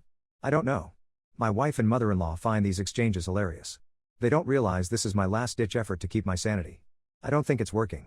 I am losing it. He never stops until he gets what he wants. Any sense of autonomy I had as an adult has rotted away. I no longer feel in control of my day, let alone the idea of having any say in my destiny. I have no choice here. I must comply. I can only choose to endure or comply. There is no relief from it. I have no mouth but I must meow. Meow. Meow. Meow. Meow. Meow. Meow. Meow. Meow. Meow. Is this why we often jest about cats owning us? It doesn't feel so funny anymore. It feels horrifyingly, viscerally, unerringly true. I once believed I was terrorized by the other cat, her machinations and demands feeling pointed, but now, I wonder, have I been inherited, passed like a crown, from one master to the next? Is this orange monster my Joffrey? I can feel myself coming unglued at times, and the conversations take a darker turn. I'll turn to my wife and say, "Listen, I'm not 100% on the translation, but I'm pretty sure he's saying he's tired of it here, and he'd like to be taken to the shelter to find a more extravagant home, something more suited to his proclivities. Or, I'm pretty sure he just said it's time to cut the apron strings. He's ready to get out there, get a job, and find a place of his own. I think we should support him in gaining his independence. Or, Pico tells me he's interested in taking up lake swimming. She finds these less funny, especially since I've repeated them enough that she now warns of severe consequences if I even think such a thing. Do I think such a thing? Only in jest, I assure you. I may be going mad, but I am not a monster. I would never hurt this cat, or any other creature. I am gentle with them, and I love them more than people. Even this cat. This cat, who tests the limits of the love between us. I do love him. I do. I swear. Meow. Meow. Meow. Meow. Meow. Meow. Meow. Meow. Meow. Meow. I am just baffled. Annoyed, certainly, but mostly baffled. Why does he like this ritual so much? Is this play for him or some elaborate humiliation ritual for me that I do not yet fully comprehend? If I stop and turn back to my work, he will wait a few minutes, then cry for me again, and when I return he has stood up again. So being knocked over is part of it. But why? Why is he so particular? What does it mean? What is this? Meow. Meow. Meow. Meow. Meow. Meow. Meow. Meow. Meow. Meow. Meow. I am resigned to my fate. I will act as his personal elevator, and I will serve him his rubs of the belly. I do, and will find mental fortitude and emotional sustenance as he enjoys my attention. I will let my heart melt as he grasps my arm. Or when he paws my shirt. Or when he makes his air biscuits. But why are the air biscuits he makes so slow and so delicious? My mother-in-law cried actual tears because we wouldn't tell her our baby's gender, kept saying it's a shame my parents had 6 girls and no boys, but when my husband finally snapped and threatened to give future sons my maiden name, suddenly respecting boundaries became very important to her. Posted by you/adorable_willow_4984. I, 27F, have been married to my husband, 28M, for 2 years. I am currently 22 weeks pregnant with our first child. We decided we wanted to keep the gender a surprise, as it didn't matter to us, and we'd be happy either way. The issue, however, is my mother-in-law.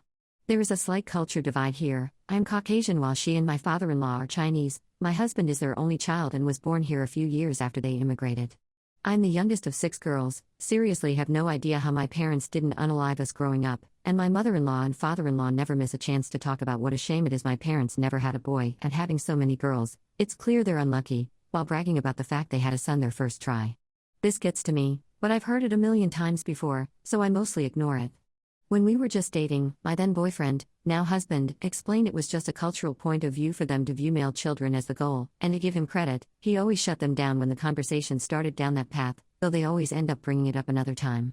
Now I am pregnant, she is pressuring us to tell her the gender. She was not happy when she found out we wanted it to be a secret, and actually cried over us keeping such important information from her. She insists it's important we know what the gender of the baby is. I won't lie, I have a slight fear over how she'll react if it's a girl, based on her comments about me and my sisters in the past. My father-in-law, meanwhile, is backing up my mother-in-law and scolding my husband constantly for upsetting his mother like this. I know he hates upsetting them, and is starting to cave from the pressure. I really don't want to tell her until the baby is here, but I feel like a jerk, as I know it's getting to my husband. He hasn't once complained and is always shielding me from their scolding in this, but I can tell it's getting to them. I'm beginning to wonder if I should just cave and find out to tell them, so they'll stop putting pressure on us and deal with the issues that could raise up later if it's a girl, but I hate that I'm being pushed to this choice. Am I the jerk? Relevant comments. Commenter 1, NTA. Have the grandparents been informed that their attitudes are contributing to your hesitation? Ops response, well, I didn't want to tell anyone regardless of this, but they're not helping. Yes, my husband has tried to tell them this, but they wave that off and don't listen. Commenter 2, that sucks a lot. Is there a way for your husband to go lower contact with them in the meantime? I totally vote NTA BTW. Ops response, sadly no, they have a habit of just turning up with no warning at all. Commenter 3, oh good God, that is a serious lack of boundaries. Stand your ground, it's a totally reasonable boundary to keep private information within your nuclear family only. If you cave on this, they'll keep expecting you to cave on other boundaries, too. Ops response, honestly, I'm just glad they haven't tried to move in yet. Some of my husband's friends are dealing with that exact issue after they got married and started having kids.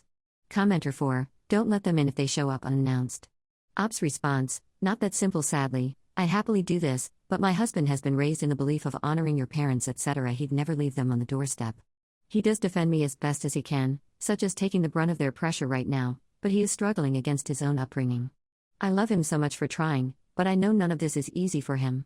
Commenter 5, I agree.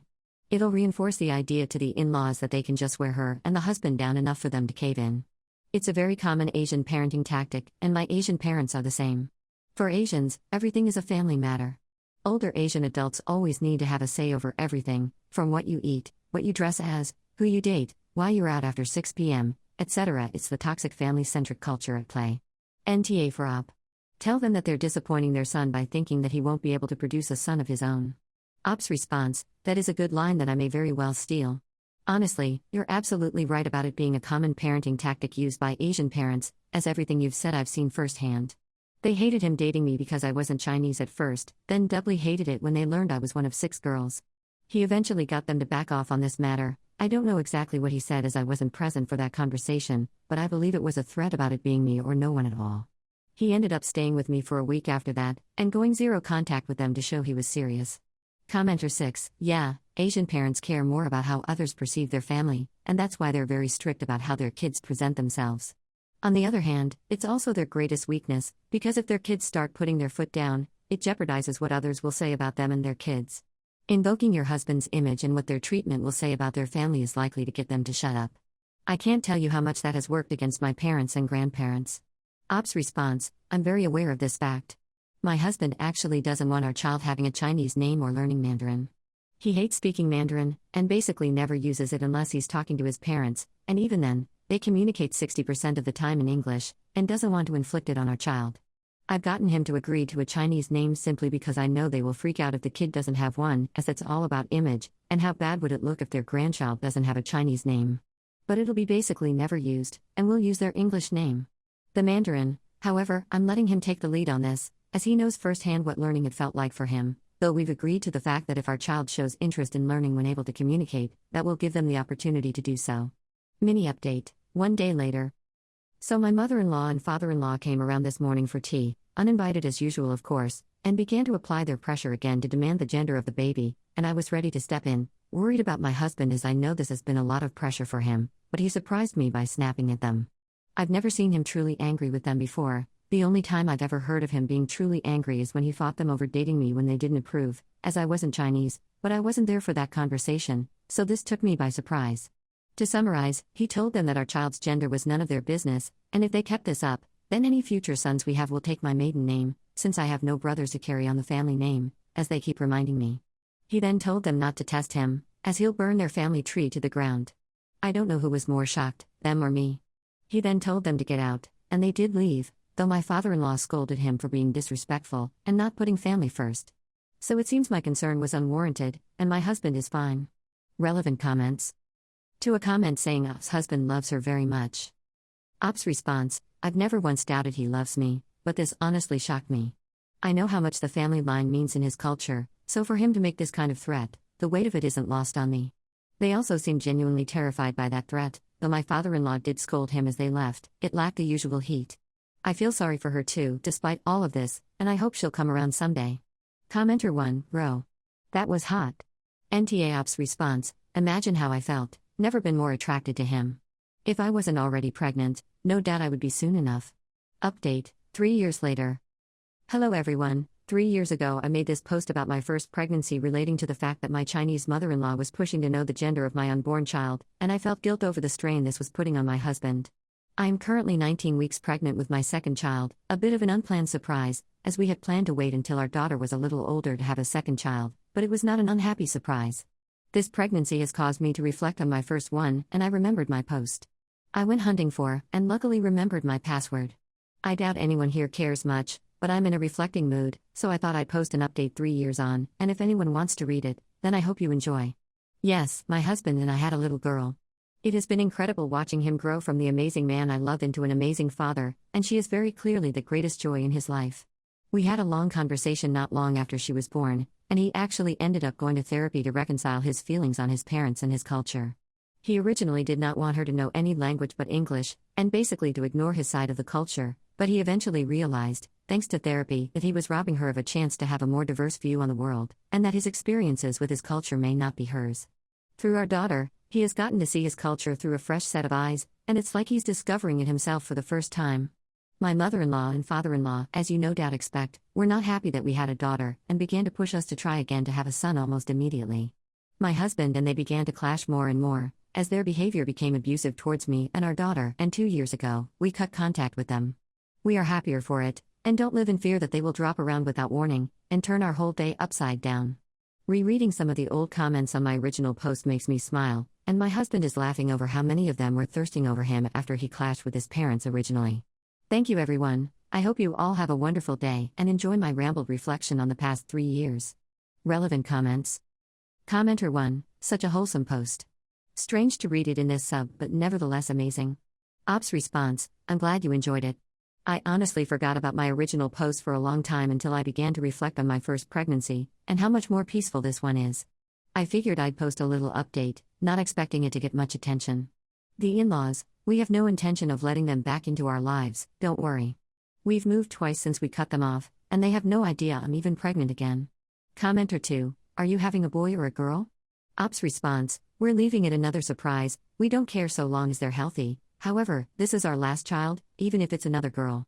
I grew up with 5 sisters, and I know the chaos of a too-large household, so one thing I've put my foot down about from the start is 2 children only, barring a surprise multiple pregnancy of course, which thank God this isn't. My parents said I didn't need documents to drive, but turns out they've been using my dead cousin's birth certificate for me my whole life, and now I found out my mom is actually my aunt. My real mom ran away to America, so now I'm living as a ghost person who might not even exist legally.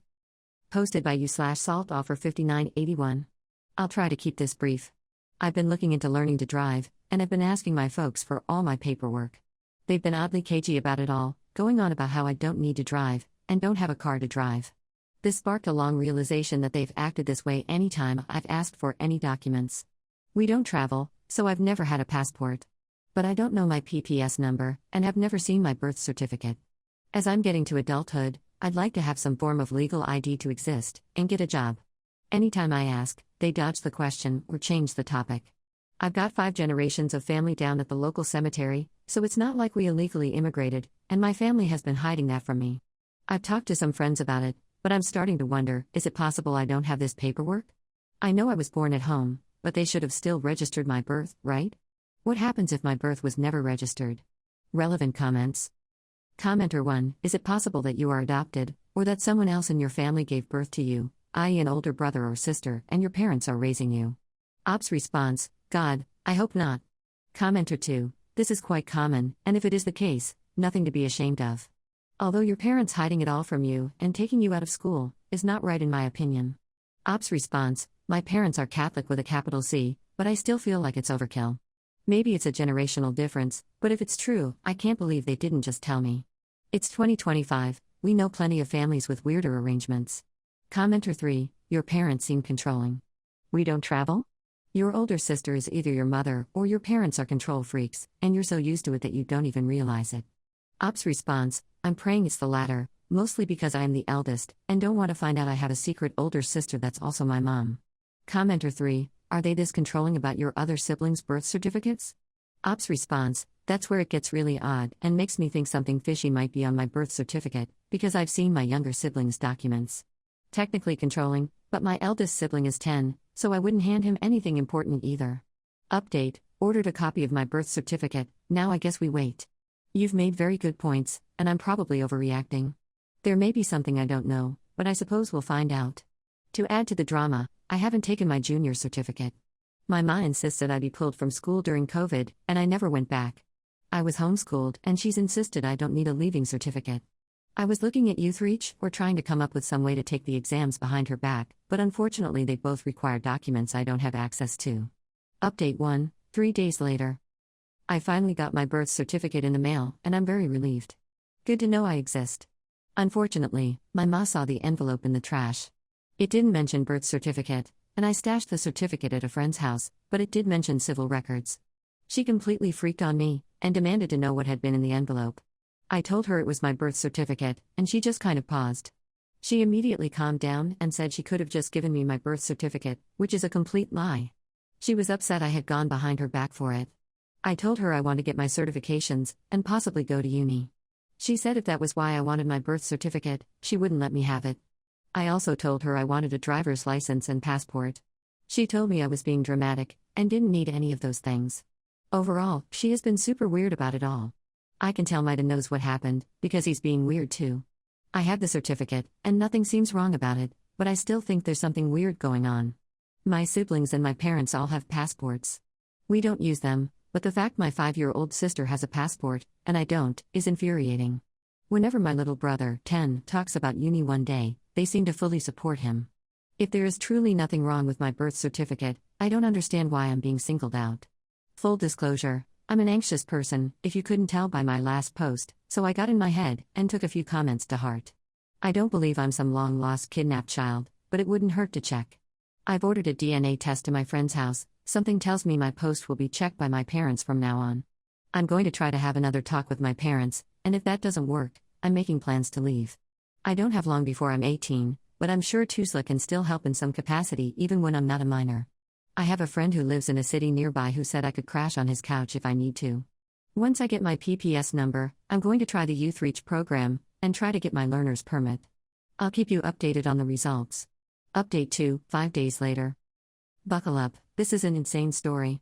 I told my parents I had taken a DNA test, and they finally broke the truth. My bio mother is my ma's younger sister. She got knocked up at 17/18-ish, and my bio father disappeared to go to uni abroad. I mentioned before that my family is heavily Catholic. They weren't fond of this arrangement at all, and decided they'd find someone for her to marry. Arrangements hadn't even been made when she had run off to somewhere in America. She apparently left a note saying she was going there to get an abortion. That was the last time they've seen her. My parents, aunt and uncle, were already married at the time, and also pregnant. Apparently their child had something go wrong 3rd trimester. The doctor said he wouldn't survive for more than an hour after birth. Shortly after my birth, my aunt, bio mother, decided this was the perfect time to drop me off at their house through route of postman. Not kidding? The postman came to their door holding a baby, saying it was a special delivery from my aunt. My aunt didn't leave a note or anything with me, just told the postman that she couldn't bring herself to get an abortion, and wanted me to be with family. They decided they'd play me like their child. So after they gave birth and he passed, they never registered his passing. Which means I have his name, and his birth date. I have lots of questions now that they don't have answers to. If she made it to America and I was born there, then I'm an American citizen. I'd then have to hunt down my US records. But that means my birth was most likely never registered here. Even though I would be an Irish citizen, as both my parents were, I may not be considered one right now. But if I was born overseas, that means I would have needed paperwork to get over here, right? Unless babies are exceptions. I'm trying to map out how old I probably am, because my birthday has been a lie this whole time. For those wondering why they were being so cagey, they've been using my past brother/cousin's documents for me. They never registered him as past. I have no idea how they got away with that, but it sounds extremely illegal. They said they couldn't get any of my documents, and they weren't sure what to do. They were also worried that without evidence I was an Irish citizen, I'd be deported. My ma says she wants me to get a better education but is scared that I'll be found out. This is also when I learned my home education was not TUSLA approved. So many illegal and ethically questionable things happening here, it's a true Catholic household. To add to my annoyance, they've never tried to reach out to my birth mother. Ties have been severely cut, and my well-being wasn't important enough to fix that. It's possible I was born in Ireland, and my bio mother never left, but we won't know until we contact her. Everything is a right mess, and I have never been more stressed out in my life. But I do feel my relationship with my parents will heal. Obviously still upset they never told me, and that I may not get a chance to go to uni, or worse, I may be deported to the US, and then deported to South America because I have no US documents either. My ma said they didn't tell me because they didn't want me to have to worry about it, but they never did anything to remedy the issue, so it kind of feels like they pushed the problem onto me instead of handling it a decade ago. Both of them have apologized, and acknowledged what they did was wrong. Shocking twist of events, didn't know Irish mas were capable of that. They've promised to make things right. I'm still waiting for my DNA results in hopes I can track down my aunt/mother.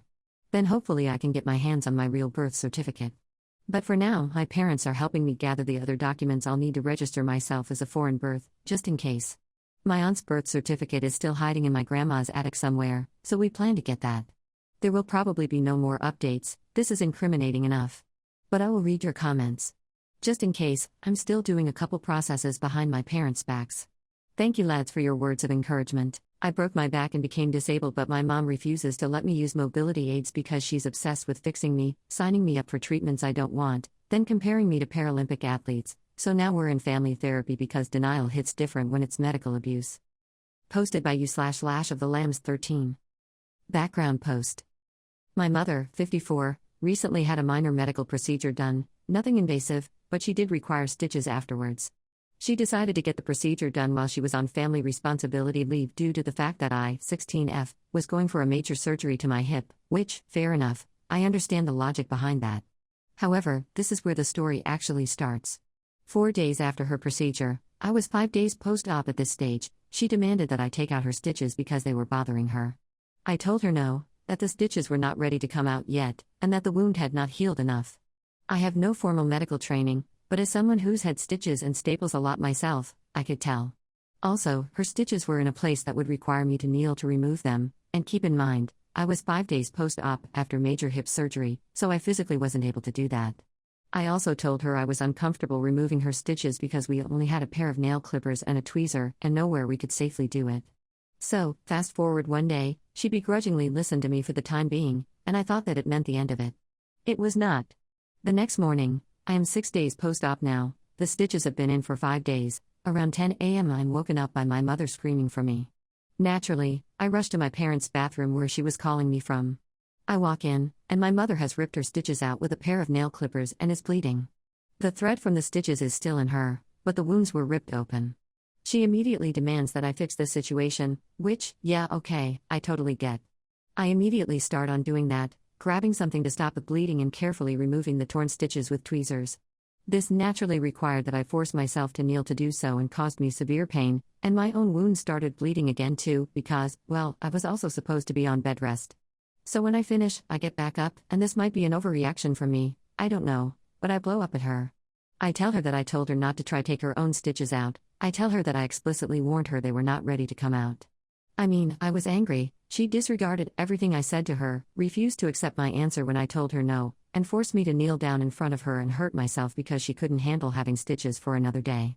Never mind that I had a wound in my hip that went down to the bone, never mind that I had staples spanning across my entire hip, she wanted her stitches out, so I had to take them out because it was the least I could do after she gave birth to me. I don't know if this truly belongs on here, but that felt kind of entitled to me. Relevant comment. Commenter 1, oh boy, she has issues. Not only could she have applied direct pressure to wherever the incision was, but she decided to go the most traumatic route versus putting some Benadryl cream around the stitches to stop the irritation. I hope you went in to get seen after your wound started bleeding. Op's response, I did not, but I did call my doctor and she said that it was fine. Unless the staples bent, I could just change the bandage and ice the wound, which I did, and, actually use some wound cream. Original post. I, 17F, broke my back just over 2 years ago.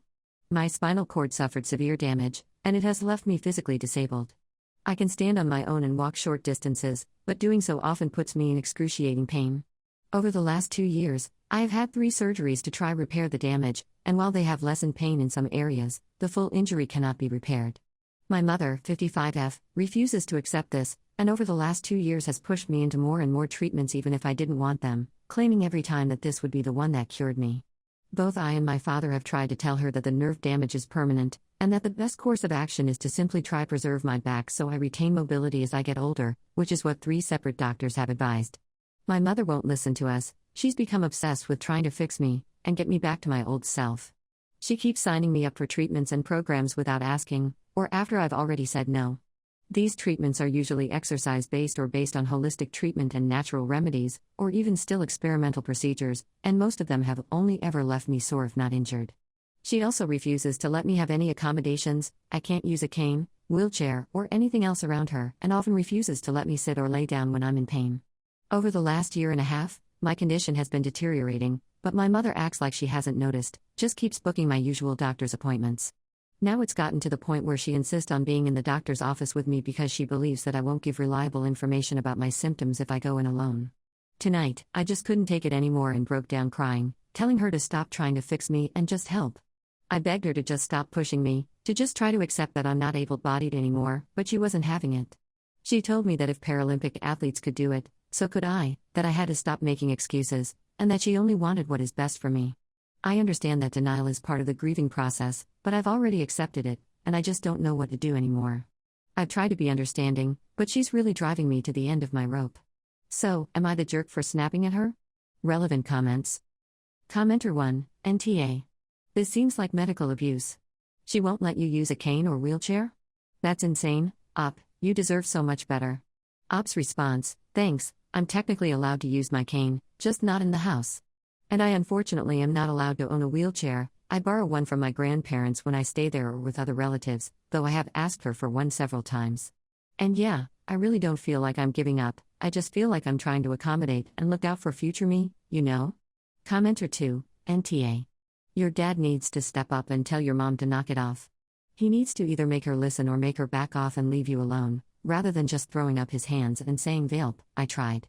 No, he needs to say you are hurting our child because you refuse to accept the advice of 3 different doctors. This stops now. Op needs to be accommodated for their injuries and allowed to use assistive devices and lay down when they hurt.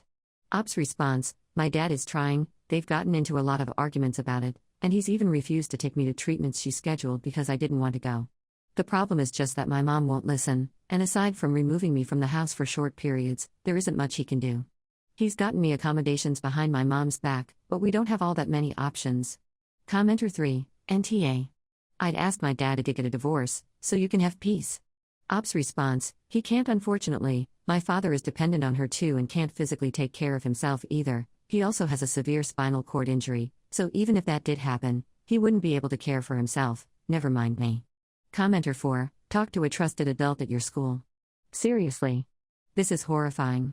Op's response, I'm homeschooled, I don't have the physical capability to attend regular school, so I do it online, and I was homeschooled since way before the accident. Messaging teachers personally is against school policy, so I unfortunately can't do that. Commenter 5, do you have a Lions Club nearby? They have free wheelchairs. Op's response, I don't know what that is. I don't know if they exist here. I'm South African. Commenter 6, did your mom have something to do with your injury? Is she being this way because of some sort of guilt? Op's response, no, she wasn't even there when the accident happened. I was thrown off a horse, so there really wasn't anyone else involved. And no, it was a riding school horse. I led classes there. She didn't have anything to do with the injury, but I feel like she might be carrying some sort of guilt because she wasn't there when it happened. I'm really not sure. My other theory is her own internalized ableism. Commenter 7, denying you your mobility aids is medical abuse. Yes. Abuse. You have every right to your prescribed mobility aids. Op's response, the problem is I don't have a prescription, I've had to buy all the ones I have myself because my mother shuts me down every time I try to talk to a doctor about needing aids or assistance in any way. She just says that she'll provide it and changes the topic. I've never been able to talk about the full extent of my symptoms with a doctor without her interrupting me and saying I'm being dramatic. And I've found most doctors don't bother to read the full injury report, so I'm stuck. Commenter 8, I will bet you that the mom is resentful because now she has 2 people to take care of. She's probably burnt out. Op's response, I never considered that before, thank you. That makes a lot of sense, I'll talk to her about it, maybe we can figure something out.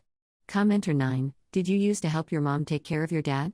I don't particularly think that she's being fair to you, but I think that there might be some underlying feelings on her part. I'm not sure she'll admit it to you, though. Op's response, no, he was able to take care of himself before my injury. But after my accident, his condition started deteriorating. Update, 3 days later. So, I talked with my mother and showed her some of the comments. She agreed that we could go to family therapy, and I am now allowed to use a cane and walker inside the house.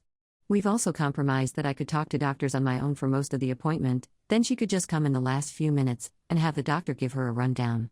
I've finally been able to explain the full extent of my symptoms to a doctor, and I have tests scheduled for later today that'll confirm my diagnosis. Any additional advice would be welcome and appreciated, and also thank you to all the wonderful people for your understanding and insights. Relevant comment. Commenter 1, info, what do you mean by saying you have tests scheduled that will confirm your diagnosis? This whole time you've been stating you have a known diagnosis and prognosis.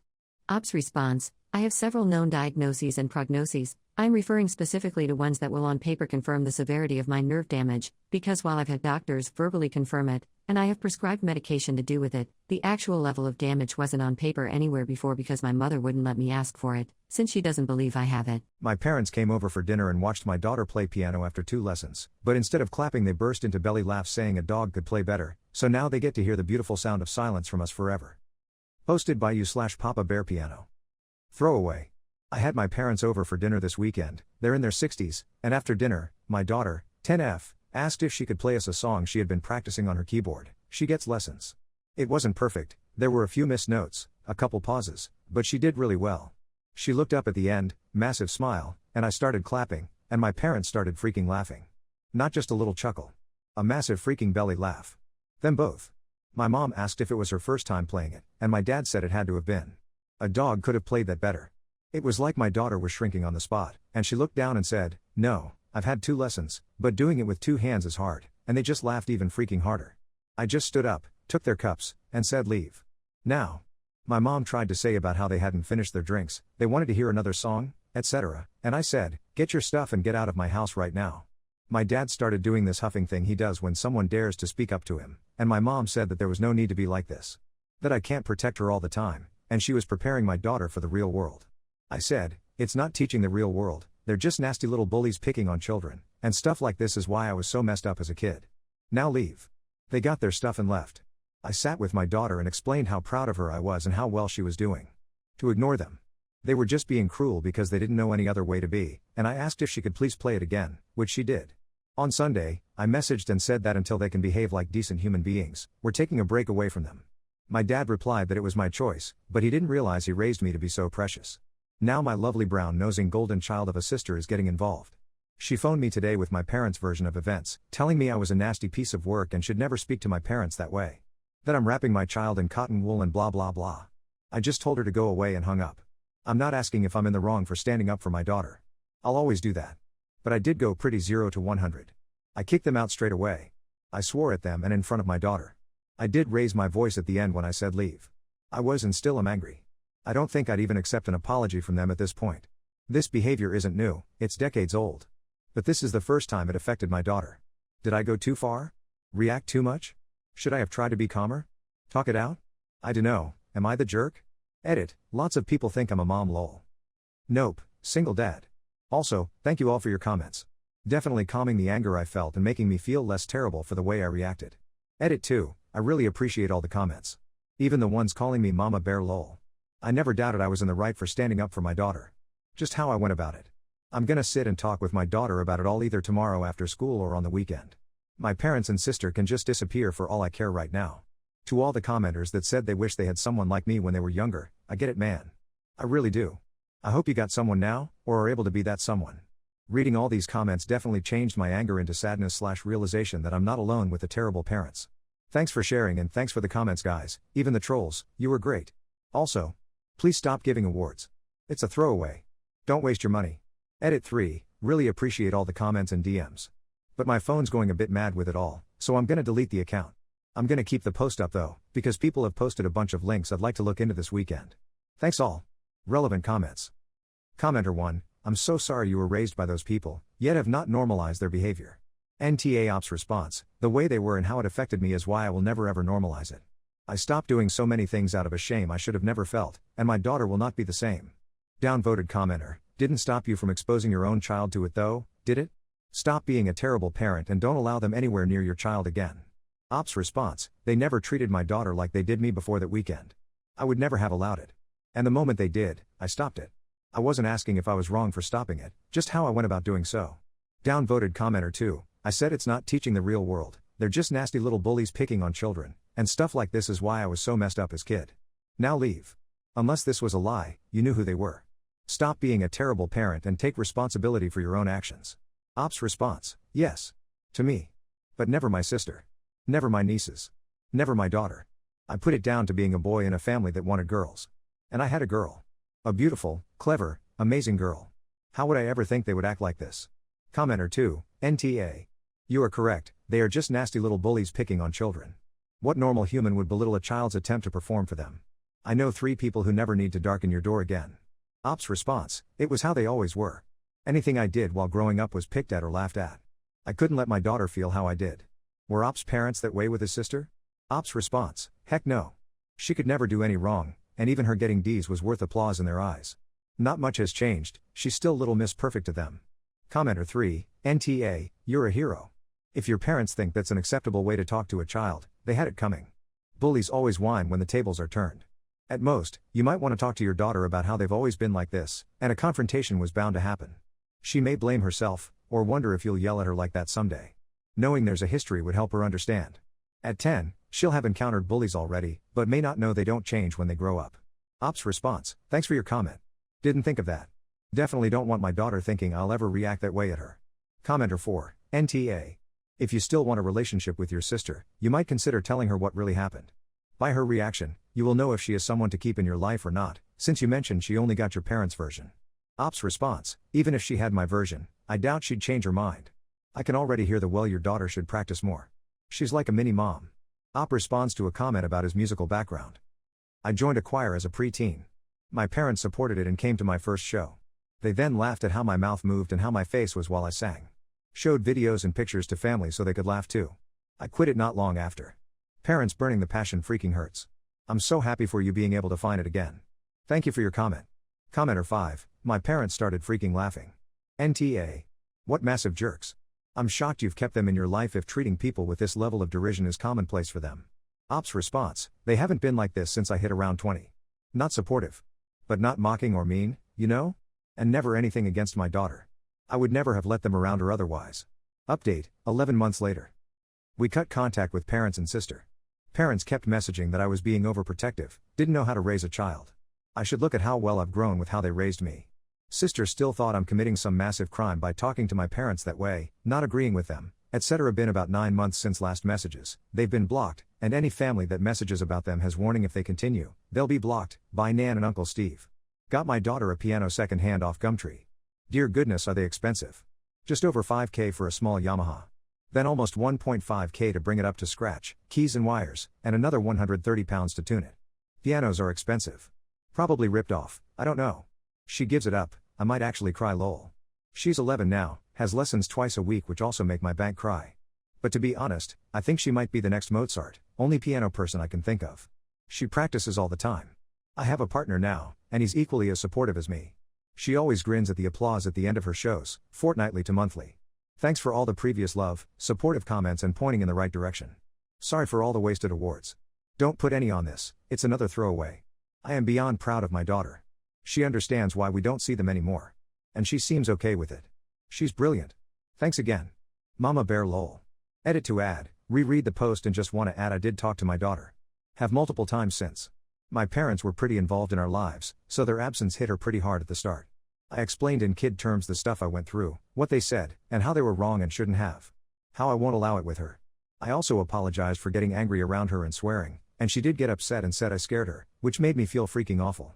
She seems to understand none of it was aimed at her, was for her. She isn't scared of me or anything, was just an in-the-moment thing. I don't shout or swear around her normally. She gets that I love her, I'm in her corner, and always will be. Second edit, suggested to add that the Mama Bear sign-off was because so many people assumed I was a mother last post. Was a father then, still father now. Was just trying to be funny. Didn't seem to land lol. Also, Mozart, my bad lol. Final edit, thank you for your comments. I appreciate them, genuinely.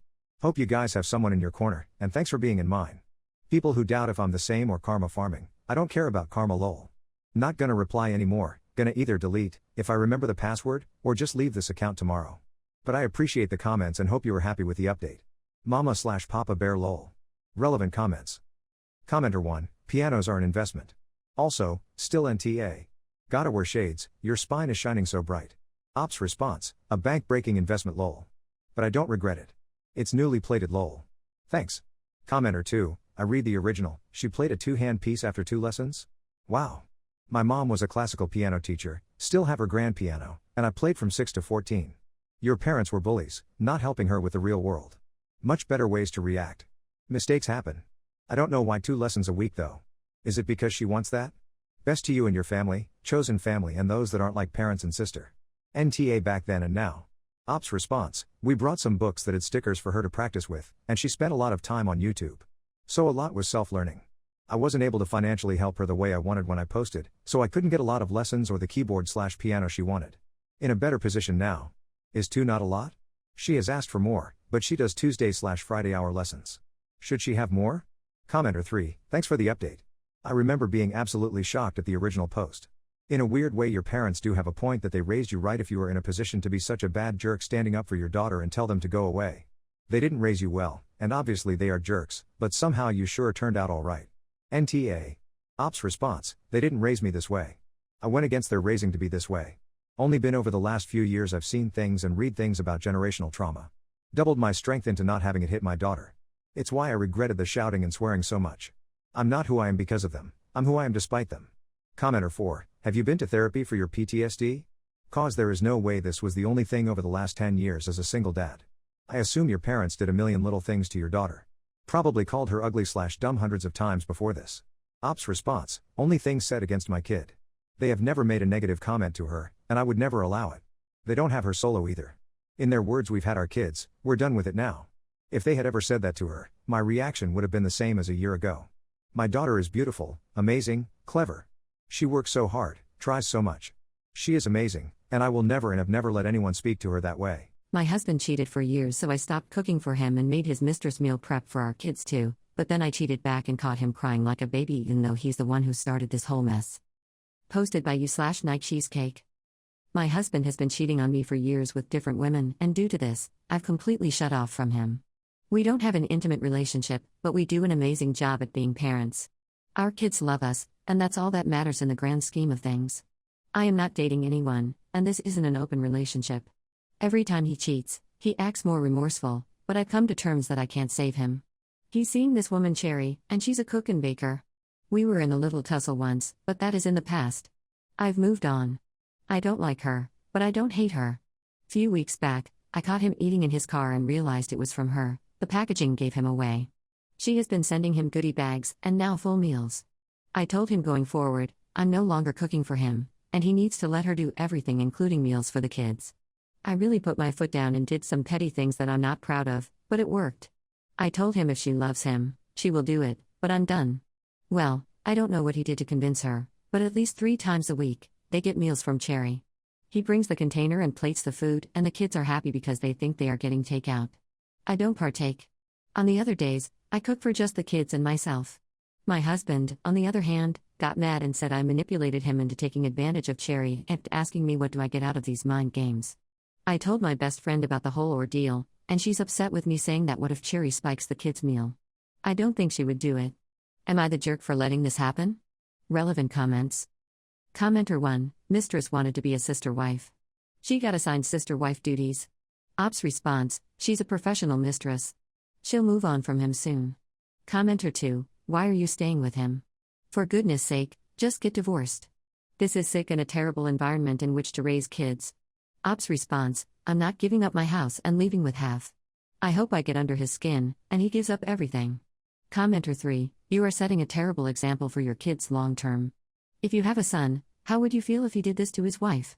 Kids know, and you can't hide it. Ops response, my babies are clothed and fed. They don't know what's going on. They are too young for that. I pretend when I'm in front of them. Commenter 4, Buddha for staying in this toxic marriage. The example you're setting for your kids is abominable. Update, 10 months later. It's been 10 months or so since I've last posted, and a lot has changed. I'm here to tell you that I am getting a divorce and starting the moving on process. After posting on Reddit, I received a lot of backlash and messages that were a bit overboard. However, there were some that made me see life in a different perspective, and I realized being petty doesn't serve me nor my kids. A month after my original post, I stopped the kids from eating Cherry's meals. It was childish to drag my kids into that mess. I'm just grateful they are small enough and don't understand what's happening with their parents. I let her cook for him and take care of his laundry. There is no way I'm slaving over a man who hates me. My job is to take care of my kids, not a grown adult who cannot respect his wife. I'm no longer cook, therapist, financial planner, assistant, and maid. Just mother of his children and soon-to-be ex-wife. Well, to rip the band-aid off, I cheated back, and it didn't go as planned. The petty spirit in me did it in the worst way possible. I invited a gentleman over when I knew my husband would be coming in, and he saw and heard everything. He caught me in the act to keep it real with you all. I'm lucky to say that it could have went way worse than it did, but I don't feel guilty, just indifferent. I can say he isn't taking it well, and before bed, he bawled his eyes out and vented for what felt like a millennium. I am the scum, and I am the traitor. It's funny, not in a hysterical way, but I've been crying for years, and he's only cried once. It's almost as if he forgot he was the cheater who caused all of this. I don't know how to explain, but I don't regret cheating back.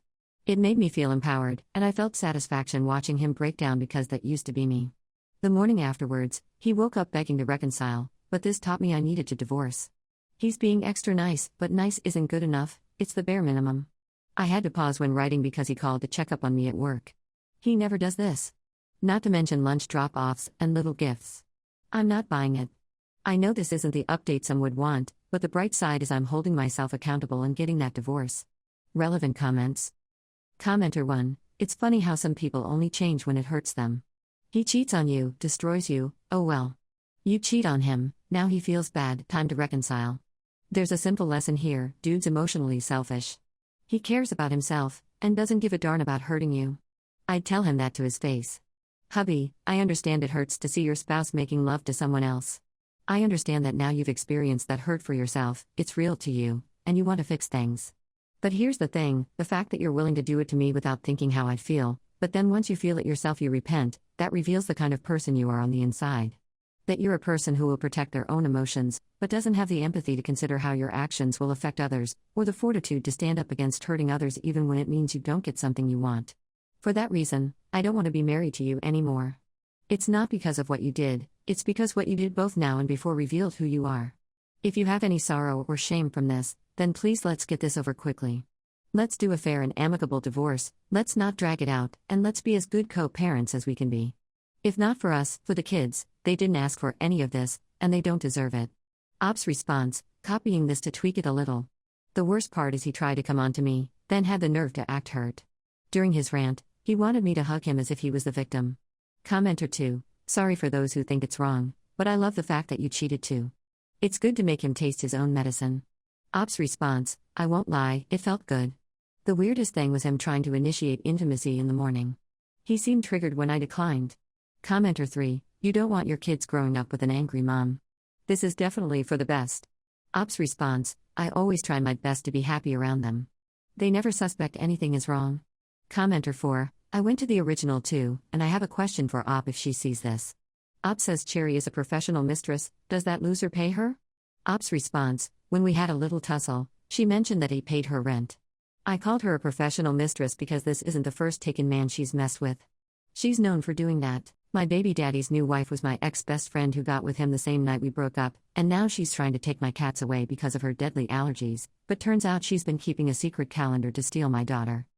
Posted by you/super. Accountant 943. I, 24F, have recently got new cats. My daughter, 6, has always wanted cats, and she has an obsession with them and frequently says, all I want in this world are cats. However, baby daddy's, 25M, new wife, 25F, is deathly allergic to cats and has been to the hospital once for it. I have multiple friends with cats, and my daughter is frequently around them and plays with them, then goes over to baby daddy and wife's house, and there has never been a complaint of allergies. I was told by wife that she would start taking allergy shots and would be good to go in around a month's time. I found the perfect cat sibling pair from an adoption agency in my area, Adopt Don't Shop, and with the info on it being about a month, I had a friend agree to watch them in the transition period and would take caution in giving baths, changing clothes etc. if my daughter did see the cats. Well, yesterday I let them know that she had come in contact with the cats briefly, but she was bathed and put in freshly washed clothes that had not been in the same house as them.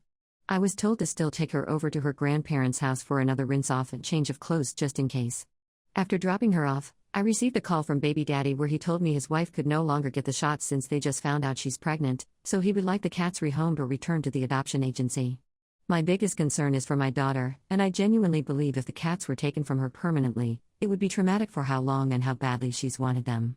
Not to mention the resentment in her it would cause towards the wife and new baby, and that's just a horrible thing to do after giving a pet a new home after being rescued.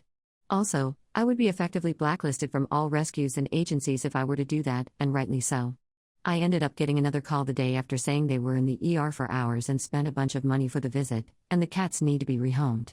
But like I said before, my daughter has been around cats many times and gone over there, and there's never been an issue, and I find it hard to believe after 2 baths and clothes changes that it truly caused such a bad reaction that the hospital is necessary. It's also important to note that the 3 of us have not always gotten along, especially since the wife was my best friend for a while before I found out she got with him, so we were on very bad terms for a very long time, so I find it hard to give up something me and my daughter have been so excited and I've worked so hard to get to a place where we can get them, only to be told we can't because of their decision to have a new baby. So they're still asking the cats be given back or rehomed and making me feel like I'm the bad guy. Am I the jerk? Relevant comments. Commenter 1, my first thought was either both or new wife are trying to push this kid out now that new baby is in the way. Ops response, So it's actually the opposite. He's now trying to get me to give up my time with her until they figure out what to do, so they don't want her to come over here at all until then so that she isn't re-exposed and sent back to the hospital after another switch-off week. I told them this is not going to happen as my time with my daughter is the most valuable to me, and they're mad that I won't give her up. I've told them I'm willing to take her as long as needed until they figure it out, but obviously that was not taken well. Commenter 2, wait a minute, so your baby daddy's wife was your ex-best friend? Were they having an affair when you were still with him? Ops response, so we were never married, we dated a long time, and there is some speculation they might have been together when we were, however they deny it, but regardless the same day we broke up they were at her place together that night, and she lied about it, and they've been together ever since, so Shady is a friend no matter whether during or not. Commenter 3, you are a much better person than me or just a soft touch. They have no right to dictate what goes in your home, just like you can't dictate what goes on in their home. I would put this under the category, not my problem. Ops response, I've been trying really hard to be nice about it to not rock the boat since I don't want to deal with the co-parenting when they're mad at me or whatever, but my patience really is wearing thin with how much it seems I'm supposed to just smile and nod, especially when I've been super forgiving and accommodating about the past. I feel it's not fair to villainize me over this. Also, edit to add they were both aware for a long time the end plan was to get cats ASAP, that's why she was going to start the shots. They were not blindsided by this plan, and I told the wife when I got them, and it was fine before they found out about the pregnancy. Edit number 2, since for some reason I have to preface this was not in retaliation or out of spite or anything in that way towards wife. We just moved to a place that can have cats, we couldn't at previous place, and I have been wanting cats since before I even knew the dad in high school. I do not think about them when I'm not directly speaking to them, so adopting cats was purely for the joy of me and my daughter, not to cause problems. And again, they knew this was happening, and there were no issues, and cats were adopted, and they were informed they were before finding out she was pregnant, and the plan was fine then, so it was not me trying to make life harder for wife. Update 1, 2 months later. Thank you all so much for your feedback and suggestions. I'm not going to be giving many details as it's now going to court. I ended up offering to feed the special food a bunch of you all suggested for allergies, thanks again, use sprays, quarantine clothes etc. and they told me they are not willing to even try those, the only option is to get rid of them. The wife has now tried and failed, they couldn't find a judge to sign it, to put a restraining order on me that states if I don't get rid of my cats then I'm banned from seeing and having all contact with my daughter until I do. Obviously this is wildly excessive, and I have an abundance of evidence and disprove the severity, and her claims I'm trying to harm her on purpose, my daughter let it slip the wife's parents have cats that my daughter pets when they go to visit. Oops, but even more so when I talked to my psychiatrist about this at our last appointment, she felt that my cats were necessary to my anxiety disorder. We have talked about me getting ESAs for a while now, so she wrote me a note, and they are now officially my legal support animals. This should take care of the restraining order, however I was also served with papers, as many of you guessed, trying to take my daughter from me. Apparently the wife has been keeping a calendar of all the days I've had my daughter versus her, she started this calendar before they were even engaged.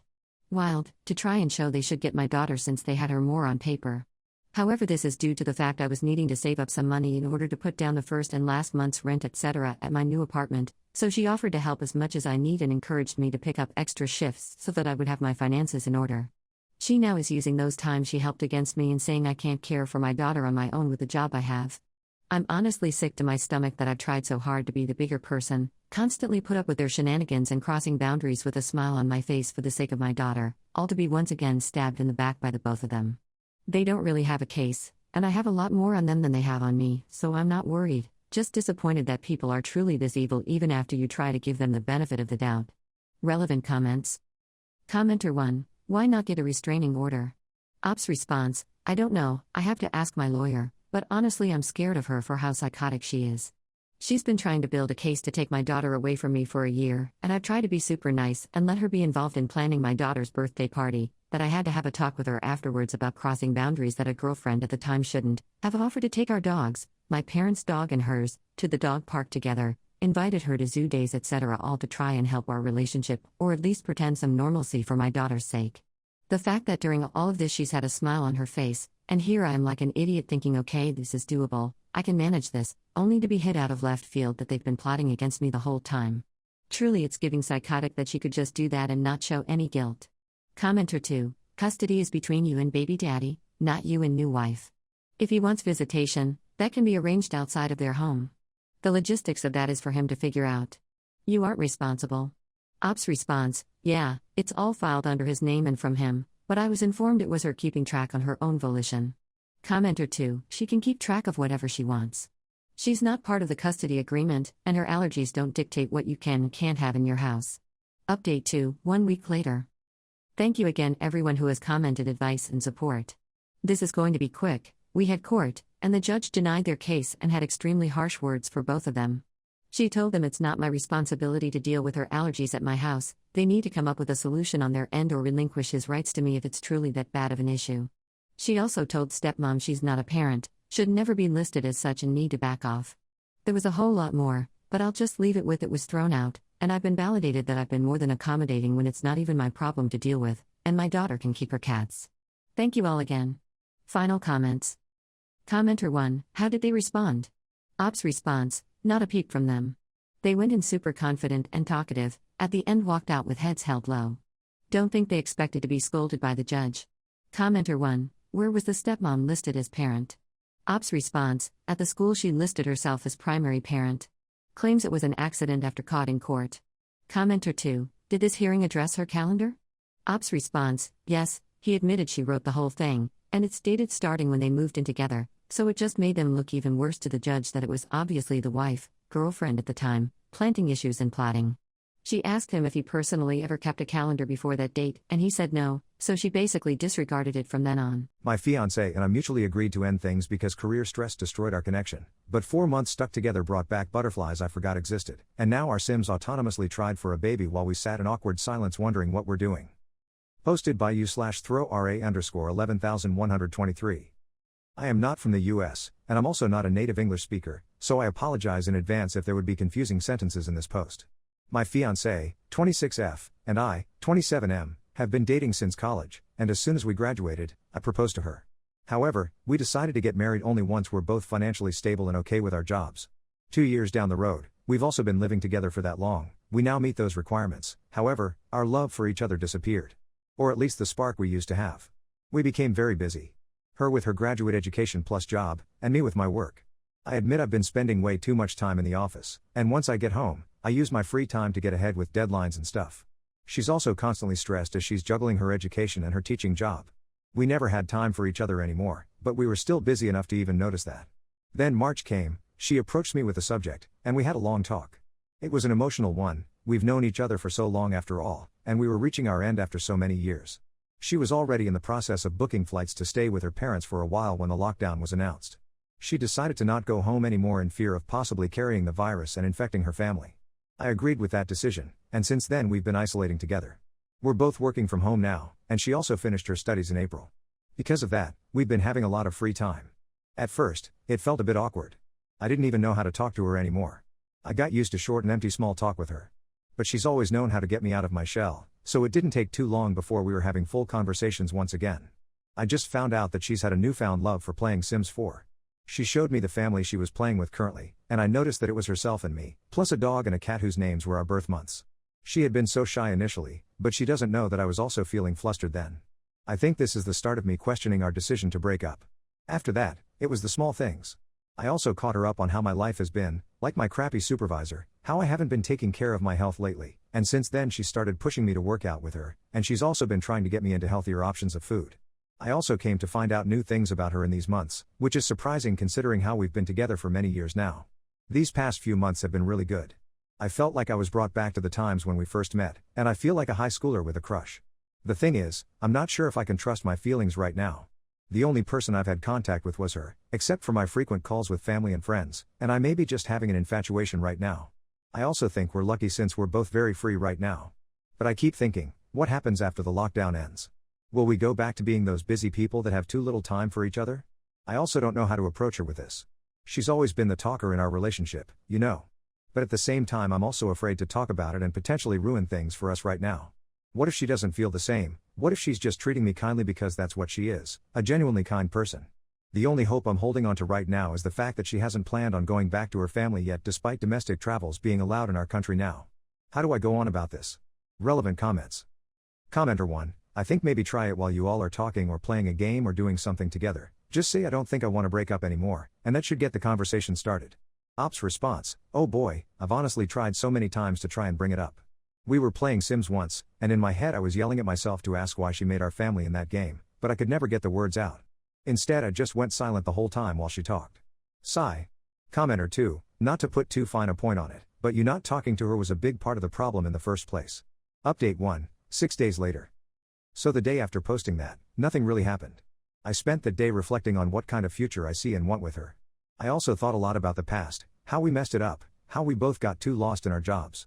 In my original post, I asked if what I'm feeling could be just an infatuation that would go as quickly as it came. But I realized that my feelings for her never really disappeared to begin with. It's like my heart just went into a deep sleep, and I forgot how much feelings I carry for her. I think some of you may know, and have pointed out, that I'm not really good at communicating my feelings. I tend to keep things to myself, and my fiancé is one of the few people who can be patient with that.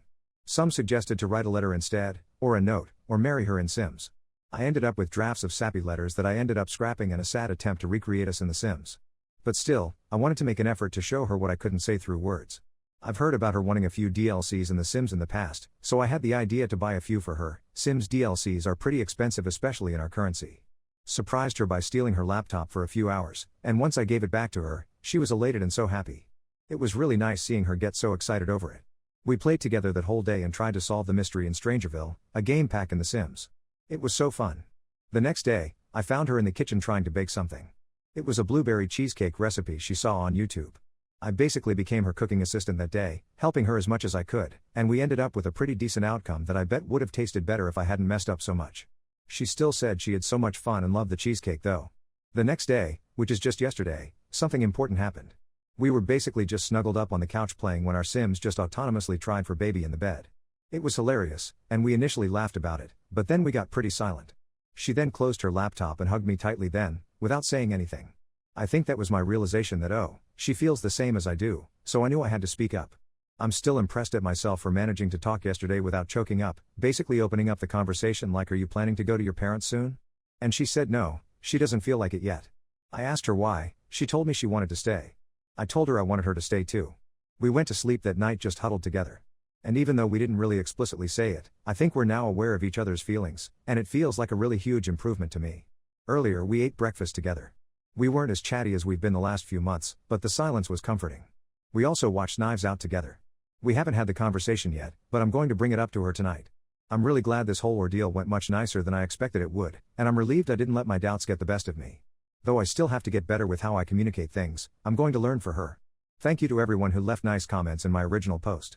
I apologize again if there are any mistakes in my post. I'm not a native English speaker nor am I from the USA. Update 2, same day. Okay, hi. I posted this thinking the same people who saw my last post would respond, and seeing that a few users wanted an update back then, I thought, what the heck, why not give them a little update right now and leave it at that? Now I have 5 times more the audience I had the last time. Right now my fiancé is sleeping next to me. Yes, we had the talk. As soon as I posted this, I logged out and gathered myself so I can tell her what's been in my mind for months. It's not really something so exciting. We basically just sat down together and talked about what went wrong before. I told her the things I said in my last post, and she admitted to worrying about what happens after the lockdown gets fully lifted too. We both acknowledged that we worked too hard to become financially stable so that we can get married. Right now though, all we could do is promise and talk about how we're going to manage our time better, since we have no idea if our country is ever going to return to normal. The curve is not getting flattened at all, and the quarantine is about to get extended again. And then we talked about our feelings. I got to tell her I love her again, for the first time in years probably, and she told me the same.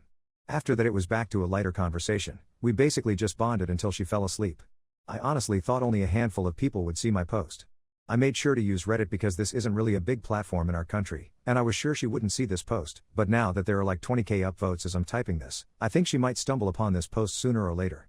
Well then, I know she's going to be whining a lot about this, but she'd be glad to know that a lot of people found our relationship wholesome. Thank you all for the kind comments. I know some people are thinking, why haven't you just talked to her in the first place, but getting some perspective from other people really did help give a push. I think if I left myself alone with the thoughts I was having, things would have gone a lot worse, so I'm really grateful. I'm not sure what I'm going to do with the awards I received since this is just a throwaway account though, but it's still cool. I'll try to answer as many questions as I can and then log out. Thank you again. Relevant comment. Commenter 1, beautiful. So happy for you. Please, remember this story later in your life. I've been married for over 10 years. There are times like this in every long-term relationship, when you just aren't feeling the same level of connection and love for each other. It could be because you're too busy or because you have some kind of significant trial that gets in the way. You can avoid some of these barriers but not all of them. You have to agree to stay together through some lows, knowing that your relationship has the strength to come back. You have to be deliberate about making ways to build your connection and show love for each other. You have to agree to be kind to each other, to always see each other as beautiful human beings, even when you don't feel the same level of connection.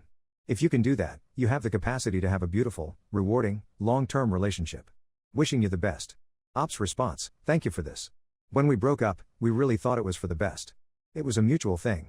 We talked about this earlier, and she admitted that she felt guilty since she was the one who brought it up, so she thought she was responsible for our breakup. I made sure to tell her that's not the case. I can see now that we both didn't try hard enough. I know other people have had it hard during this quarantine, but I guess we're really lucky that we found a way to turn this bad thing into an eye-opening experience for the both of us.